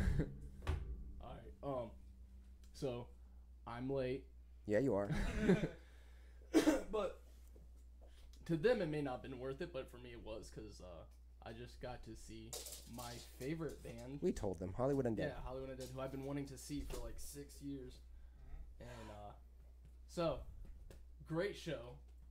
Talk a little closer to the mic. Great show. A little closer. You're not tasting it. I got ramsacked. What? Because I was inside of a mosh pit and I didn't know it. That's exactly what you said you did not want to do. I know. They ripped my shirt. What? It was kind of cool though. But it was kind of cool though. So there was this band that opened for them called Butcher Babies, and oh boy, they had their banner was like really cool because it was like this demon face, and so after the show, luckily, 80% of the crowd left, and I went to the merch table because I was gonna try to find me a T-shirt, but I was not gonna pay. Their cheapest T-shirt was $35. Jeez. I can buy them online a lot cheaper, and but one of the members, Funny Man, who he's kind of like the least. He does the least, but I used to sleep on Funny Man. I used to think he wasn't I'm not a fan of him. Wow, that is slang I don't know. But after tonight, I mean, like, just not only just because I got to talk to him, but his performance was actually really A1, and what I see what his job is, because if he wasn't there, the crowd would not be as hyped, because this show when you're not here. Yeah, exactly. So like Charlie Sheen, like you had them all right. Charlie Sheen, I did. J Dog, Funny Man, Danny, and Johnny 3. I don't think I said J Dog. You might not have. So none of them were at the merch tables. Only Funny Man. No, that's not right. Danny was there, but there was like a line for Danny to get, like, people wanted autographs by Danny and not Funny Man, because just like me, everyone else was sleeping on him. And he's looking at Butcher Baby's banner they have, and he's like, man, that looks really creepy. I like that. I was like, oh yeah. I agreed with him. I was like, we were talking about him. If you like creepy. If you like creepy. Well, do I got a page for you? But no, so we were talking about it, and I'm like, yeah. I'm like, this is what I'm like. I love this type of stuff. I'm like, I do haunted houses professionally. I love Halloween, horror movies, and all that. And he started agreeing. I was like, and pretty much just like that. I'm like, well, I'm starting a YouTube channel. I'm like, I got an Instagram and everything, and I'm starting a YouTube channel. I'll be doing DIYs and horror movie reviews and haunted house reviews and things like that. Oh, he's just started following. Yeah, right. No, he didn't. I know. He's not actually. I know, and that's yet. the thing. Is he was like, what's the page? And I was like, you could pull it up on Instagram. And he was like, I left my phone backstage. He goes, I don't bring my phones to these. I have actually heard from several bands that when they do those meet and greets, some people try to steal their phones from their pockets. Yeah, I think that was when I met. Bring them. Yeah, when I met Need to Breathe, they said they actually did get 2 of their phones stolen, so they no longer take their phones out to meet and greets. So he wrote it down on a bandana. That is one of the merch bandanas. And, well, I'll be looking to get a follow from Dizzy D or whatever. I forgot his name. It's Dizzy something. His real name's Dylan. So I was telling him about the page and everything. He's like, oh, dude, that sounds right up my alley. He's like, I love Halloween. I love horror movies. And then he says he looks up horror movie reviews before he goes and sees a movie. Wow. So now Funny Man is my favorite member. Yeah. Makes sense. Yeah. Makes sense. But Have a bias. even though, like, literally that's his, I think that was his job for the live shows, is to get the crowd hype, because if it wasn't for him, it wouldn't be nowhere near as hype. Just their music wasn't enough. Their music is enough to get me hype. How are they live? To actually have amazing. Best concert I've been to. Better than Machine Gun Kelly, who at the point was my favorite concert before. So maybe we should cut this portion and put it on the Horror Champs so that they can see all of the butt kissing that you're doing for them right now. But hashtag Hollywood Undead. Hashtag Hollywood Undead. If that's the case, I would have to do a whole concert review. And, might I add, there's this rapper that I listen to. His name's Demrick. Yeah, he does songs with, like, Jaron Benton. Oh, wow. And Hobson and things like that. And he wasn't posted, but he was the first opening act. Really? Yeah, I was like... Was he local? No. He's actually from L.A. Oh, wow. But, turns out, Charlie Sheen has a house in Pembroke, Virginia Beach. On Pembroke something in Virginia Beach. It's in Virginia Beach. Really? He has a little apartment out there. Well, that's cool. Yeah. That's pretty cool. Because they were talking about that. Because he was talking about, he's like, I'm tired and all this other stuff. And they were like, you got a house in Virginia Beach. You can stay here tonight. Wow. Well, that is awesome. I'm glad you had a good time. It was fantastic. What would you rate this Hollywood Undead concert's 10? Okay. Even Butcher Baby surprised me, because they're like half the band is females. And I'm not saying females aren't good musicians, but I was not expecting females to screamo and metal like that. Demrick was about... I'll give Demrick about... Oh, Zach.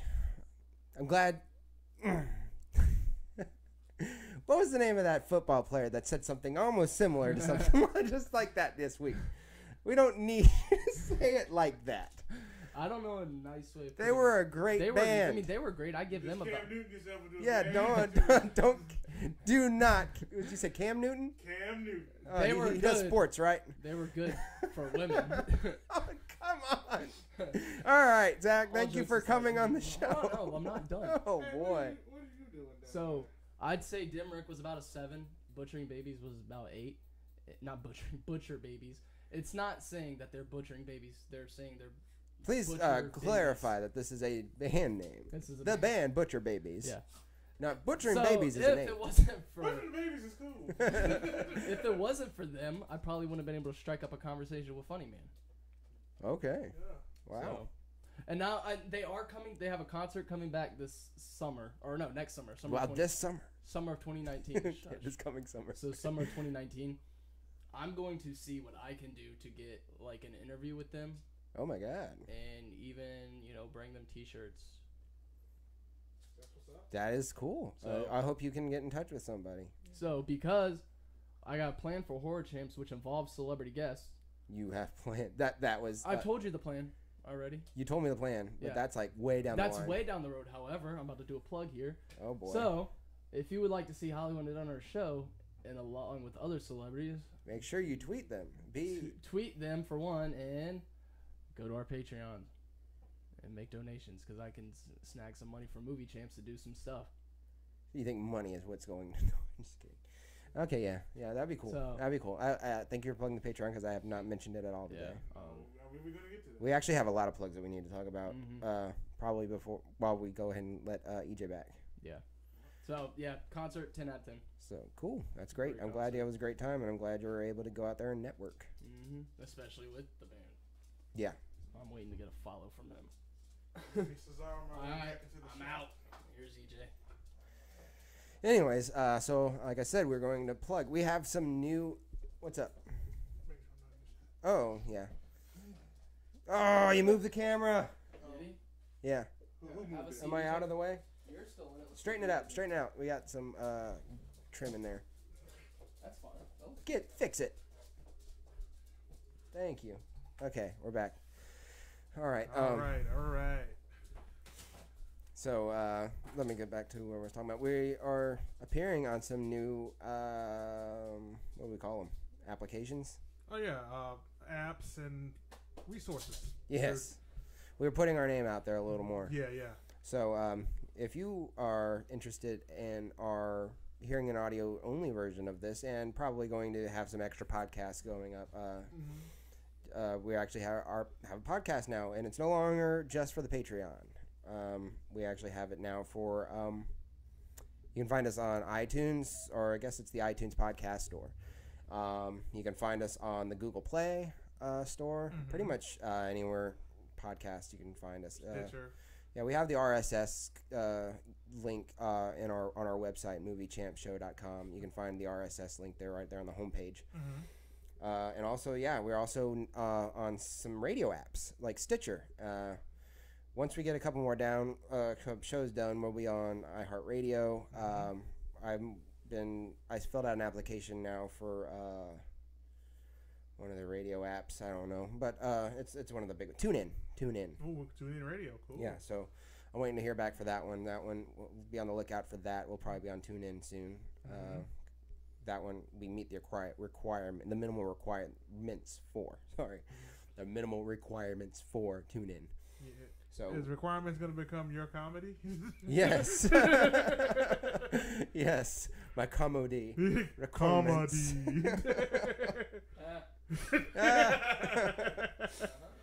Our first running joke. Yes.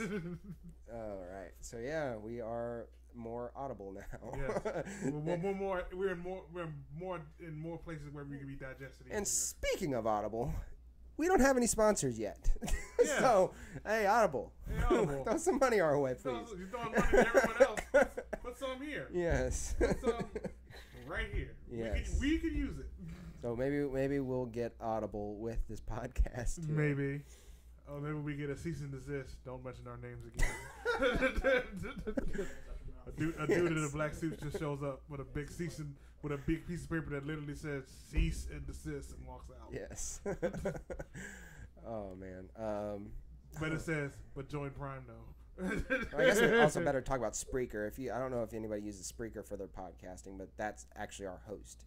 So we're definitely on their network. So by our app. So find us on Spreaker too.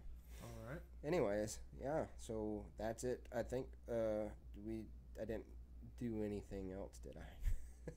No, I think the show's pretty much wrapped up except for one thing. Yeah, it's game time. Game time. So Zach does not have a mic unless he wants to try to plug in real quick. Do you want to try to plug in real quick? I was about to leave. How about you just go ahead and plug in real quick, and you can do our game. Yeah. It's over there. Let's see. What kind of game should we do? Did you want to do heads up again, where Zach is the middleman? How do we do that? He would be the one with the tablet. We would have to get him to guess the words. Whoever gets him to guess the most words gets the point. I don't think he'll do good. Yeah. Actually. We play it like normal. He'll just sit back and keep score. We can do that. Or he'll be the one to keep score and all that. Can you do that, Zach? Yeah. Or you got the plug? You got the plug going, right? No. Oh. I didn't think I needed a mic. Well, and that's how you're gonna read questions. Well, we read the questions. Remember? Yeah. Well, I thought I just figured. Like maybe want to read some of the comments or something. Yeah. I mean, just so that way you can at least be our moderator. Well, we talked about earlier in the show. Those boards are trash. Yeah, I see that. Yeah. We're about to throw them away. All right. Well, while he's doing, let's do a round real quick of heads up while he gets the mic situation set up finished. Yes, I want you to finish that. Yes, finish that, please. Thank you. Okay. Did you want to go first or second? Whichever one is with you having the tablet on your head, I want to do that one first. Okay. So you want to be the describer first? Yes. All right. So did you want to do blockbuster movies or movie buff? I think we did better with blockbuster movies. Because Okay. Movie Buff had too many of the classics, and I am no good at that. Okay. What's up? No. It's up there. It's one of the XLR cables. Did you want to take a step away for a minute and help him with that? We could do that. Oh, it would have been nice if you had this ready for me. We didn't know when you would be back. I didn't know you were going to be back so soon. It's one of those cables. I don't know. Check it out. It's got to be up there. It's not in those boxes. Check over there. Maybe it's still wrapped around, or it's still leading up to there. Sorry. Okay, let's go ahead and keep going. All right. We're on a podcast too. All right.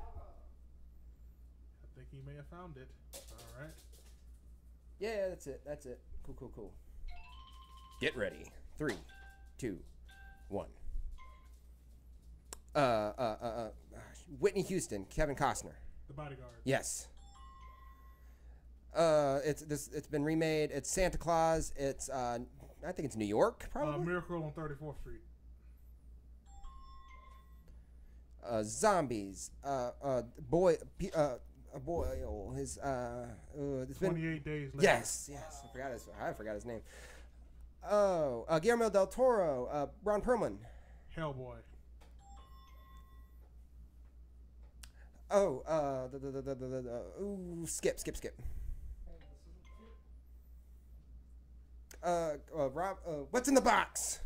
7. Ew. I think this is the third one, and Steven Spielberg, Harrison Ford. You gotta turn the game down. Temple of Doom. Maybe it's the second one then. Raiders of Last Crusade. Hang on 1 second, real quick. Yeah. Audio difficulty. Oh, you're in now. Okay. You got any headphones for me? Plug in. Oh yeah, your headphones are over there. Do I need them? Can you hear me fine? I can hear you fine. All right. Yeah, you sound good. Looks like you get. How were we doing the points last time? Like, was it whoever guessed it got the points, or whoever was the describer got the points? It's whoever. You got the points for guessing. Okay. So these are my 5 points. Yes. Okay, so you have to beat 5 now. Yes. Okay, I understand now. All right. Try to get that security. If you don't need it, you're good. Just All don't right. move around too much. All right, now it's my turn to get you to guess some movie titles. All right, so EJ got the point for that one, Zach. No. Or wait, you're writing down. How many did you get right? I got 5 right. You got 5 right. Okay, so give him 5. You got it? Okay. All right. Now if he gets the way it works is if we played 5 games, whoever gets the most points wins that game. Right. So far I have 5 points for game 1. Right. So now you have to beat 5 in order to win game 1. Yes. And then the first 5 games wins. Right. Okay. All right, let's do this. So we were on blockbuster movies. Yes, we were. Zach, you gotta stop moving your mic around. Okay. All right. Placed on forehead. Or like this. I can read it just fine. Okay. Rick Moranis, Disney movie. Honey, I Shrunk Yourselves. Honey, I Shrunk the Kids. Yeah. Did I get it? Okay. Harrison Ford, Get Off My Plane. Air Force One. Yes. Eddie Murphy, Kyra Pratt, Chris Rock was the game. Dr. Dolittle. Yeah. Nicolas Cage, John Malkovich. There's a prison on a plane. Con Air. Yeah. Kevin Bacon was a wolf dog. He led a sled team. Is animated. Kevin Bacon? Yeah. Oh, I have no idea. Skip. Bill Murray movie. Groundhog Day? Skip. Richard Gere, Julia Roberts. Richard Gere, Runaway Bride. A Pretty Woman. Yeah. John Belushi. American. Super Double Secret Probation. Dang it. It's Animal House. Yeah. Dang it, dude. Yeah, Okay, so there you go. I don't get that. So. Let's see how many words you get first. We tied. We tied? Because I have to give you Honey, I Shrunk the Kids, so that no one wins this game. Oh, gotcha. Because you got it right, but it didn't count it. So you got 5 too. Nice. So no one wins game 1, on to game 2. Hey, Zach, try to find a trivia game. Okay. All right, so we're going to do this one. So I got 5, you got 5. So do we both get 1 or are we back to 0? Let's just make this go quick. We both get a point. That's good because we need to go like first to. Should we get first to 4 or 5? 5. 5. We'll do first to 5, and then Zach's gonna try to do a trivia game real quick. Okay. Let's do this. All right, place on forehead. Get ready.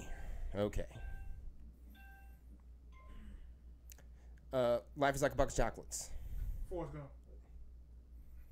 Dang. Okay. All 3 movies. Peter Jackson. Lord of the Rings. Yes.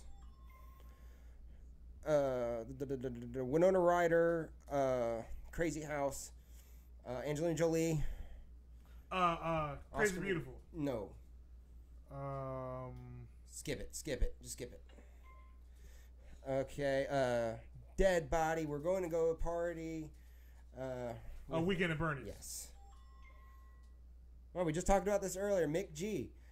Charlie's Angels. Yes. It's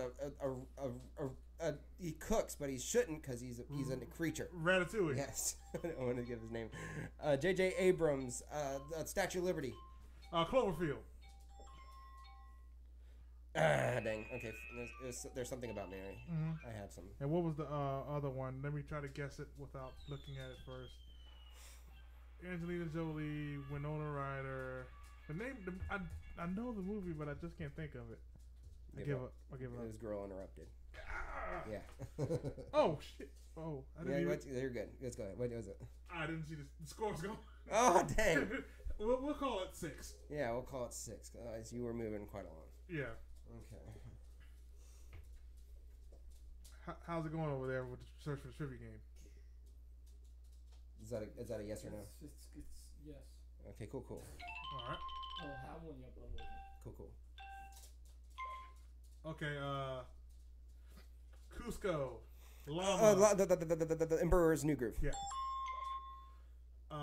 Nakatomi Tower. Skip. I have no idea what you meant. Jim Carrey. The Mask. They keep erasing each other's brains. The Eternal Sunshine of the Dark Spotless Mind. Yeah. Leonardo DiCaprio is Howard Hughes. The Aviator. Mm-hmm. Jessica Alba's first movie, I think it was. It's also a type of Flipper? is a syrupy substance. Dang it, skip. Brad Pitt, Fight Club? Taraji P. Henson. Dude, I have no idea. Timon, Pumbaa, Nala. Lion King. Yeah. Eddie Murphy and Jerry Lewis both were in a movie called this. Nutty Professor. Yeah. Bradley Cooper, Jennifer Lawrence. Oh, that's every movie ever made. Every movie they've ever done. Philadelphia Eagles. Oh, dang. Silver Lining Playbook. Yeah. I win that round, so it's 2-1 now. What was the Brad Pitt Taraji P. Henson one? Curious Case of Benjamin Button. Taraji P. Henson was in that one? Yeah, he played her mother. His adopted mother. Oh, okay. Gonna say, not biological. Yeah. All right. Back to blockbusters again.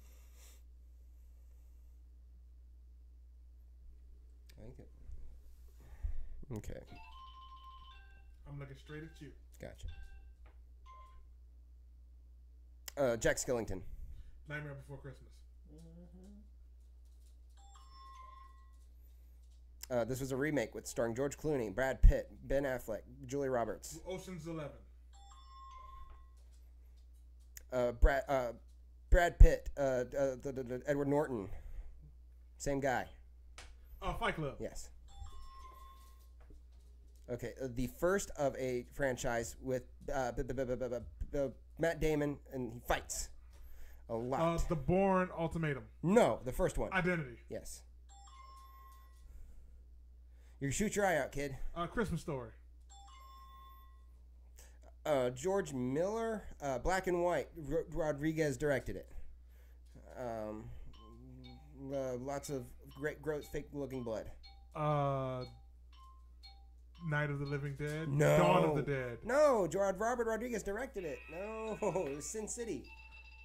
George Miller. Frank Miller. Yeah. Dang it. So you focus too much on the George Miller part. Yeah, because George I Miller's a meant totally Frank different Miller. dude. I meant Frank Miller. You should have thought about the other things. I did. I would have gotten thrown. Yeah, George Miller would have. Yeah. So sorry. Mm-hmm. Dang it, dude. I meant Frank Miller. Okay. Dang it. So I got 5. You have to beat 5. Oh, boy. I'm going to try to describe him as best I can for you.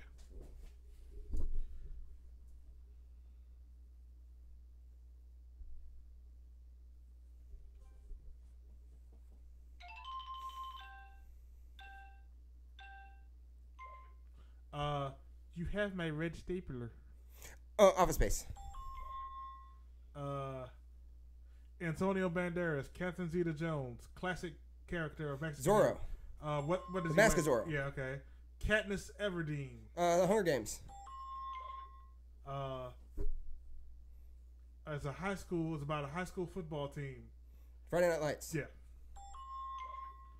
Rapunzel.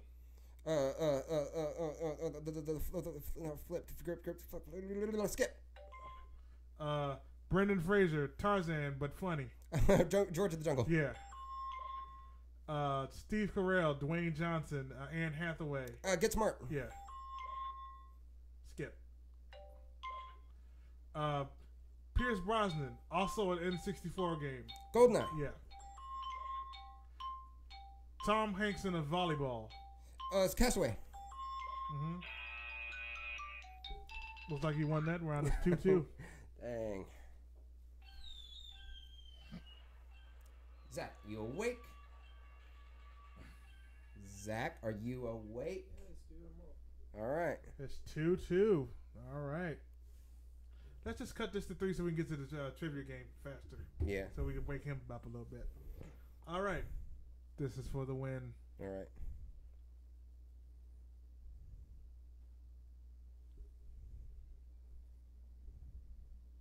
There we go. Skip. Skip, gosh. Okay, dinosaurs with Steven Spielberg. Jurassic Park. Yes.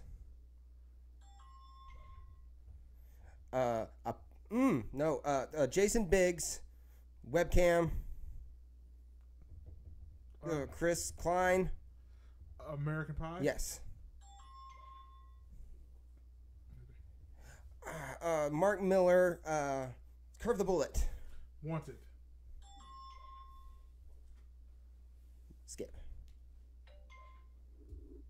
Jeez. Skip.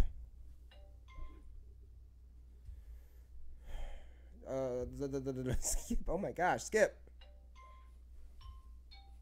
Oh my gosh. It's a musical. Oh my gosh.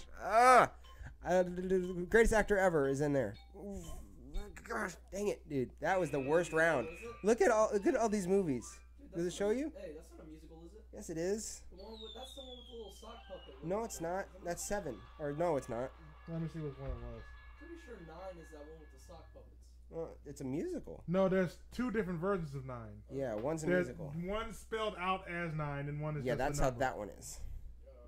9. The one you're thinking of is just the number, physical 9. Yeah, the stop motion movie. You about the burlap people? Yeah. Yeah, that's 9. So we had like Children of Men, 16 Candles. I don't know enough about those movies. The Prestige. I know the Prestige, but I didn't know how to describe it. Is that the Christian Bale one?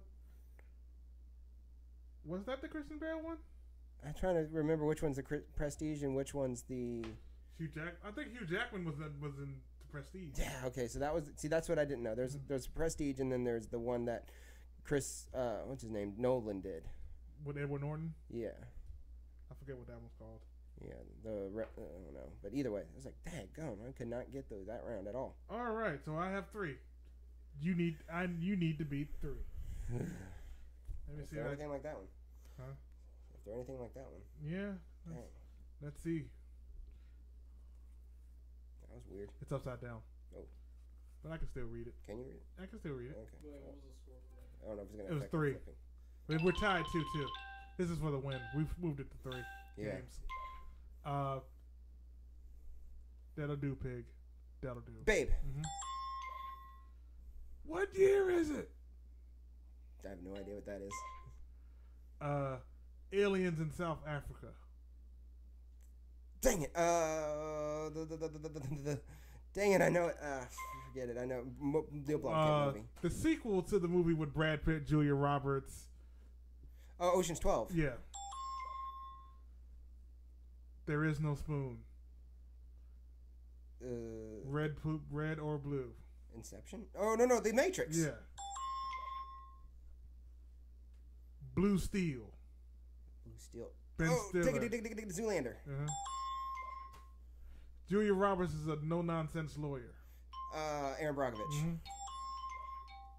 Kevin Costner, if you build it, they will come. The Field of Dreams. Time's up. Woody Buzz. Right, Yeah, so but that's it would have had 33. like 1 second. He wouldn't have gotten it. What was the last one? Toy Story. Oh, Toy Story. So Walker wins this. Yeah. This edition of Heads Up this week. Makes up for not getting the box office right. Yeah. So all right. Now, did you happen to get us a trivia game together? You might need to use that mic. It's kind of a big part. Mm-hmm. Yeah, I got it. No, you're not being picked up at all. Can you hear me? No. Can you hear Okay. me? Yeah, now we can hear you. Now I'm going to keep score for the trivia game on my own. You should have been clipping it to something. I am. How do you want to do it? Zach, you're muffled like crazy. You got to pick that up. Hello. Hello, my friend. Hello.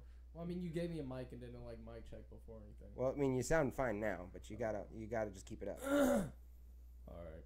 How do you want to do it? Like you read us the question. Raise the question, and we'll see who says it first. Says it first, and then whoever gets it right gets the point. Oh, wait. It's best that we keep our own score for this one. Yeah, that's a good idea. 'Cause Zach's not gonna be able to keep score. Then if I smoke you on this one, I won't hear no excuses. Yeah. Wait, this one's What's up? This one's not gonna do. It's like a multiple choice, and I have to make sure I get it right. Well, can you ask it without the multiple choice, and if we can do it like 2 points. Do it. Okay, here's how you do it. Since it's multiple choice. Yes. You read the question first. Yeah. If we get it right, it's 2 points.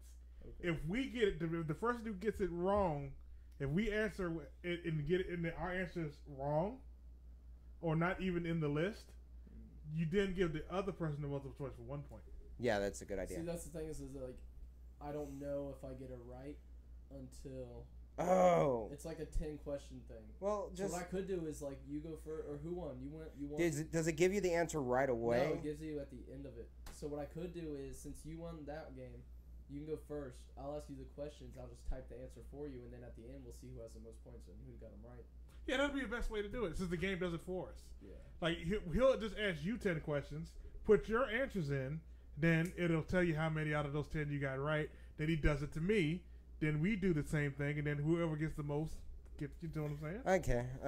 That's just it's a little more difficult for the folks at home, but that's fine. That's fine. No, they'll be alright. Alright, which movie received 11 nominations but did not win any Oscars in 1985? Out of Africa, Witness, The Color Purple, or Amadeus. It was 1985. Yeah. The Color Purple. I don't think anybody won for that. Correct. Really? It'll show you if you got it correct, but if you get it wrong, it won't show you what the right answer is. Okay, that's weird. Okay, so I got one so far. Movie soundtrack, Wind Beneath My Wings. Beaches. Yep. I didn't even have to give you the top 4. Name the supervillain from Despicable Me. Want me to give you options? No. His name's Crew. Crew? Crew. With the C? Yes. With the K? Is it Crew, though? It's Crew. No, you're thinking of the main character, but he wasn't the villain. Oh. No, that's the name. It's someone who adopted the girls, is what it says. I just Gru with a G. There it is. Gru, sorry. Gru. I was saying the French word. Eternal sunshine Of the spotless mind is the line from which poet? What? Ooh. I can give you options. Give me an option because I have no clue. John Keats, Robert Frost, Alexander Pope, or Emily Dickinson. That would be Robert Frost. Incorrect. Dang it. Oh, it does show you the answer. Okay. Cool. Who was it? Alexander Pope. Hopefully that wasn't. Okay, go ahead. While he's doing that, I'm gonna try to find a better one. Yeah. Yeah. What movie stars Owen Wilson as a guy who goes to a wedding to meet women? Well, that would be Wedding Crashers. Use your what? But yeah, the Wedding Crashers. Use your okay. Use your radio voice. This is my. I've been screaming and. Oh, okay. I'm exhausted and tired. Cool. Keanu Reeves, Winona Ryder, and Robert Downey Jr. Keanu Reeves, Winona Ryder. Were animated in what movie? Keanu Reeves, Winona Ryder. RDJ. Man, that's barely. I mean, I can give you your options. I know what it is, but it's not even a real animation movie. It's all camera effects. But give me the animation. Scanner Darkly. That's it. Okay, correct. What city does Something Borrowed take place? What city does Something Borrowed take place? I'm guessing that's a movie. Yeah, I would say Manhattan. San Francisco, New York, Chicago, or Los Angeles? Los Angeles. No, it was New York. Dang it. Which is close to Manhattan. Should've just stuck with that answer. Who directed 2001's A Space Odyssey? 2001's A Space Odyssey was directed by Stanley Kubrick. Correct. Which movie is first Best Picture nominee? Yo, you have got to speak up. Which movie is the first Best Picture nominee about invasion of Normandy on day 1? I have no idea. Skip. On D-Day, I mean.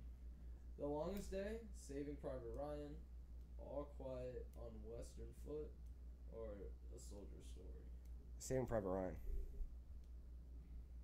No, it was The Longest Day. Okay, cool. But you got to speak up. Walker. 1971 Best Picture nominee. Jewish Tradition, Russia, Make Me a Match. I have no idea. Skip. Let me give you the options. Okay, but then I have that. Fiddler on the Roof. Yes, Fiddler on a Roof. West Side Story or Hello, Dolly. Fiddler on a Roof. Correct. You got 7 out of 10. 7 out of 10. Okay. All right, let's see if I can beat that. Is that By the way, what's the name of the app you're using right now? Movie Quizzle. Okay, I found one called Popcorn Trivia. Let's see. If Oh, that's a good one. I like popcorn Yeah, trivia. I thought that one's kind of like Seen It, and it shows clips and stuff too. It usually does do that. Does it have like the question kind? I'm trying to find. Let me find something else then. Okay, hold on. Okay. As if you were to reset that, is there 10 new questions? Yeah. Oh. All right. Go ahead and reset it. All right. Simon Pegg plays which character in the recent Star Trek film? Scotty. Yep. That's a point for me. In what movie does a film crew find themselves in the middle of a real war? Tropic Thunder. Correct. Happy people just don't kill their husbands. They just don't. Is a quote from what movie? When you want your options, just let me know. Would that be Fried Green Tomatoes? No, it's not an option. Okay, I'll take the options then. The War of the Roses, Mm-hmm. As Good as It Gets, Legally Blonde, or Election? War of the Roses. Incorrect. It was Legally Blonde. Oh, wow. Wow, I was all the way wrong. In Super 8, what is the title of the movie Charles and his friends made? I have not seen Super 8, so I'm going to say pass. Oh, wait. Want to take a shot in the dark? How about the multiple choice? Give me the multiple choice. The case, the phenomena, our Super 8, or the aliens. Our Super 8? No, it's the case. Oh, okay. I feel like I'm taking crazy pills is a quote from what movie? I feel like I'm taking crazy pills. Yeah. That sounds familiar. That does sound familiar. Along Came Polly, Zoolander, Meet the Parents, or Dan in Real Life? Along Came Polly? Incorrect. Oh. Dang it, dude. Zoolander. It was Zoolander. Oh, okay. You got to get them all right from here to be tied with Walker. Oh, wow. Which 1974 Best Picture nominee is a movie about a disaster in a skyscraper? I know that one. The Towering Inferno. Correct. I gave her my heart. She gave me a pin. You're getting a lot of quotes. I gave her my heart. She gave me a pin. Yeah. Is a quote from a movie. Yes. Choices. That's not an option. No, come on. He wants you to read multiple choices. Oh, I thought you said that was I'm sorry. Choices. 16 Candles, Uh-huh. High Fidelity, Pretty in Pink, or Say Anything? Say Anything. Correct. Nice. Name that movie. Illness, Singing, Coincidence, and Frogs. That's easy.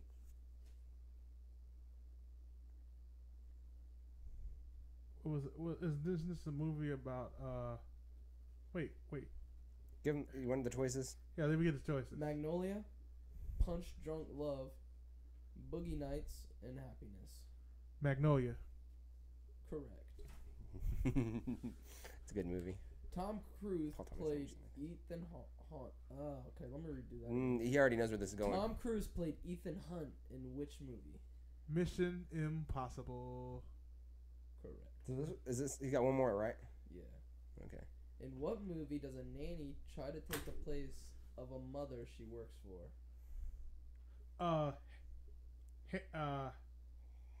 Don't be a hero. Hand That Rocks the Cradle. Correct. Dang. 7 out of 10. Dang. So it's a tie. Okay, but hey. But you didn't lose. But he didn't win. Yeah, right. But I did find another quiz. Okay, we gotta rush or go through this, and then we'll be done. Okay, because I found Guess the Movie quiz. Okay. All right, let me see if I got that. How does that work? Is that a trivia? Let's see. Hopefully that's a trivia. While you doing your round of this again? Is there somewhere you just like they give you like a weird looking poster and try to guess what movie it is from that? Let me see if this is the case. Mine doesn't have that game. Otherwise, we'll just do another round of that because that was okay. Is that the one with the popcorn on the box? No. But the way this one could work is he could hold it across the room. Well, yeah. and then we have to guess what's on the screen. Okay, but it's just got to be interactive is all. If we're just yelling out movies without anything, people in the podcast aren't gonna know what we're talking about. Oh yeah, it makes sense. So we'll just stick with yeah, just stick with this. If you got another round of that, let's do that real quick. Okay. And now this time, let's do something different. What's up? Instead of doing the individual turns, we just do the cut in like we were talking about before. So that way, there's 10. There's 10. Whoever gets, we just have to keep our own score. Oh, gotcha. Okay, and cool. then if we get it right, that'll be our point. And if whoever gets the most out of 10 wins the round. All right, that sounds good. Let's go. Okay. Let me see. I gotta redo. There we go. All right. We're not gonna fall for a banana in a tailpipe. That would be Beverly Hills Cop. Correct. Dang. Oh, good. Y'all are taking score. Have you ever seen it? The air so clear. Have you ever seen the air so clear? Yeah. Have you ever seen the air so clear? Give me a Multiple choice. multiple choice. The Day After Tomorrow, 28 Days, I Am Legend, or Casino Royale. Hang on, Zach. If you go ahead and guess your multiple choice, and if you're wrong, then I gotta go.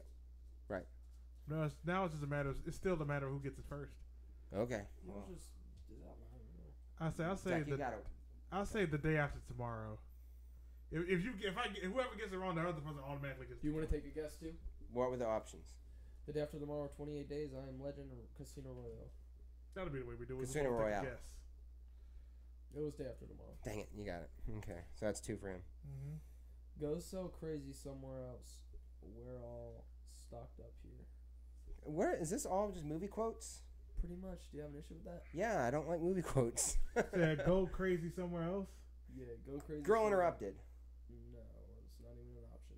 Okay, go crazy somewhere else. We're fully stocked up here. One flew over the. One flew over the cuckoo's nest. Dang it. Wait, let me finish. Okay, go ahead. About Schmitty, or about Schmidt. About Schmidt. About Schmidt. The Shining, as good as it gets. I'm gonna say The Shining. You heard what I said. What'd you say? One flew. He said one flew over the cuckoo's nest, and I said The Shining. As good as it gets. So none of us got that one. Okay, we're both wrong. All right. You were so sure it was Goose. Well, that's what I wanted to guess. Yeah, I remember the first time I got shot out of a cannon. Yeah, I remember the first time I got shot out of a cannon. Madagascar 3 Escape to Africa. Madagascar 3. Wow, how about this Madagascar? No. Alright, how about these are your options: Ghostbusters, The Terminator, True Lies, and Reservoir Dogs. It was probably True Lies. What's your guess, EJ? Now, what if you both agree on the same movie? Then it's just a tie also? No, we can't do that. You both can't agree on I said True Lies first, so he's got to pick something else. Okay. Well, what if that's the right answer? Then I had it right. He gets it right. Oh, okay, I see what's It's up. cutthroat. He blocked True Lies out from me. Okay. Okay, so I'm going to say, so what were the remaining choices? Can't give me True Lies since he took it. Ghostbusters, The Terminator, True Lies, and I hit the skip button, so I don't remember the last one. Oh, Reservoir Dogs. Well, I'll say Ghostbusters. No, it was. What'd you say it was? True Lies. True Lies. That was the answer. Thank you. Okay. But I accidentally clicked it, and it's a. And please don't have any more movie quotes. For which film was Meryl Streep not nominated for an Oscar? Ooh, so this out has to be multiple choice then. Yeah. The Hours, Postcards from the Edge, The Devil Wears Prada, or Doubt. Wait. Okay, here's what we do. We'll write down our answer. That way it's already written down. Yeah, okay. And then if we both get it right, we tie. All right. All right, go ahead and give us the name of that. The options again. My phone went out. The Hours, Postcard from the Edge, Devil Wears Prada, and Doubt. The Hours, Postcards from the Edge, or what was the other two? Doubt. Oh, Lord, yeah. And what else? Devil Wears Prada. Okay, I already know the answer to this one. I already know the answer to this one too. Yeah, These little notebooks are All right. This little notebook about to get filled up. So you saw what I wrote here. I put The Hours. And I wrote The Devil Wears Prada. She won for The Devil Wears Prada, I think. It was The Hours. Okay. What musical movie does a fat teenager join a dance show? Okay, that's Hairspray. EJ. I have to agree. Hairspray. That's Hairspray. I thought we were writing the answers down. No, that's just if it's something like that where we actually have to have the multiple choices to get the point. What movie does what movie? Unless you want to do it that way. Do you want to do it that way? I'm actually cool with the write down thing because you can flip it and show the camera your choice and all this and all like that. Okay. All right. We'll do that. Do you want to erase this and just start over? Or let's finish this round up. Let's finish this round up and then we can end the show and then we can hammer it out for next week. Cool. Yeah. All right. What movie stars Meryl Streep as a Manning fashion editor in New York? Oh. Well, then I'll just won't waste paper and just show the same answer. Yeah. You got that one. Devil Wears Prada. Yup. I even want to give him that just because. 1964 Oscar winner London. 1964 Oscar winner. London. Eliza Doolittle. Lessons the Rain in Spanish. West Side Story. No. I don't know then. Hello Dolly. South Pacific. My Fair Lady. Cabaret. Good Lord, I'll say My Fair Lady. I say South Pacific. It was My Fair Lady. Dang it. So I got 3 now. So I got 4 now. You're at 4, and I have. I think it's tied. Or how many questions do we have left? It's a tie. Okay, so yeah, I got tied. We're tied 4-4. Okay, wow. Who directed Dancing with Wolves or Dances with Wolves? Ooh. Dances with Wolves. Give us the multiple choices, and we'll write this one down. Yeah. Mel Gibson, Kevin Costner, Bruce Willis, Clint Eastwood. Okay. I think we're going to tie with this one. All right. Kevin Costner. All right, so we're still tied. So whatever this next one is the definitive winner. Yeah. Name that movie. Veterans. TV show. Remake. MASH. Van. B.A. Oh. Baracus. I say 18. Dang it. It's the Yeah, you won. Ah! Oh my gosh. Okay. All right, guys. So it looks like EJ won that round. Well, I hope you guys were able to stuck around to the end. This was actually went a little over what we normally do. Anyways, guys, we hope we see you guys again next week. We usually try to shoot for Fridays at 9 p.m. Eastern Standard Time. Make sure you check us out, the Movie Champs out on Instagram, Snapchat, Facebook. Make sure you like and subscribe. Make sure you hit the bell icon, so that way if we do change the time, because we have a hard time with being on time. Yes. You'll know whenever we go live. You'll know when we done setting everything up. Right. And make sure you check out our other videos. Check out our other reviews from last week. And again, my name is Walker Cheatham. You can find me on Facebook, Instagram. It's always at Walker Cheatham. EJ, tell them where they can find you. You can find me. It's all the same: Facebook, Instagram, Snapchat, Twitter. Movie Champs EJ.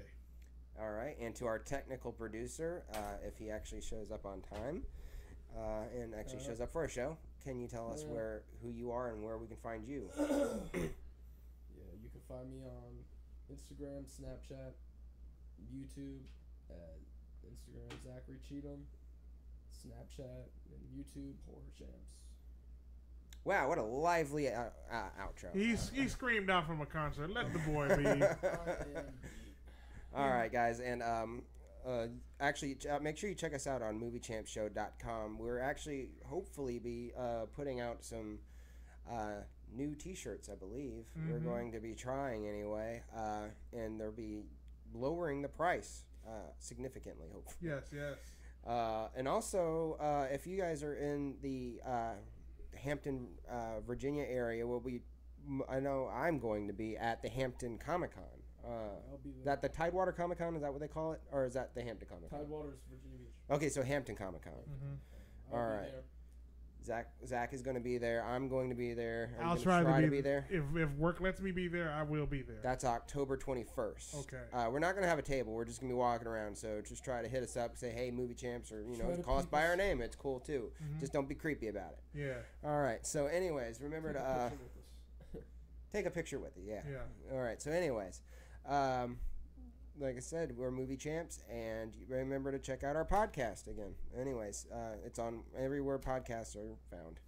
So we will see you guys. Hold up, Zach's got something to say. And hopefully within the next week or two, Horror Champs will be having some videos out. Some Yeah, DIYs, Horror Champs. Some haunted house reviews. I know I'm gonna do a couple movie reviews. Yeah, because you got like Happy Death Day coming up. Yes, Happy Death Day. We got. I want to do American Satan. I think that movie's American Satan's coming out this I coming wanna see that weekend. movie. Yeah. Limited release. Boo. Madea Halloween too. I'm gonna skip that one. Yeah. Yeah, but. Night Heavy Chick said, "Congrats again, EJ." Something like that. Anyway, and yeah, he gets suspiciously blind when you type those. And she said, "See you guys again next time," which is a good way to end this show. Yeah, I like what she said at the bottom of that one. Yeah, too. and tell Zach to get some sleep. She said, let Zach get some sleep. We will try to let Zach get some sleep. Yes. All right, We'll guys. just mainline caffeine into his bloodstream if all else fails. There you go. Yeah, all right. So I'm going to actually close the show now, guys. Thank you, and we'll see you guys next See y'all time. later. Good night.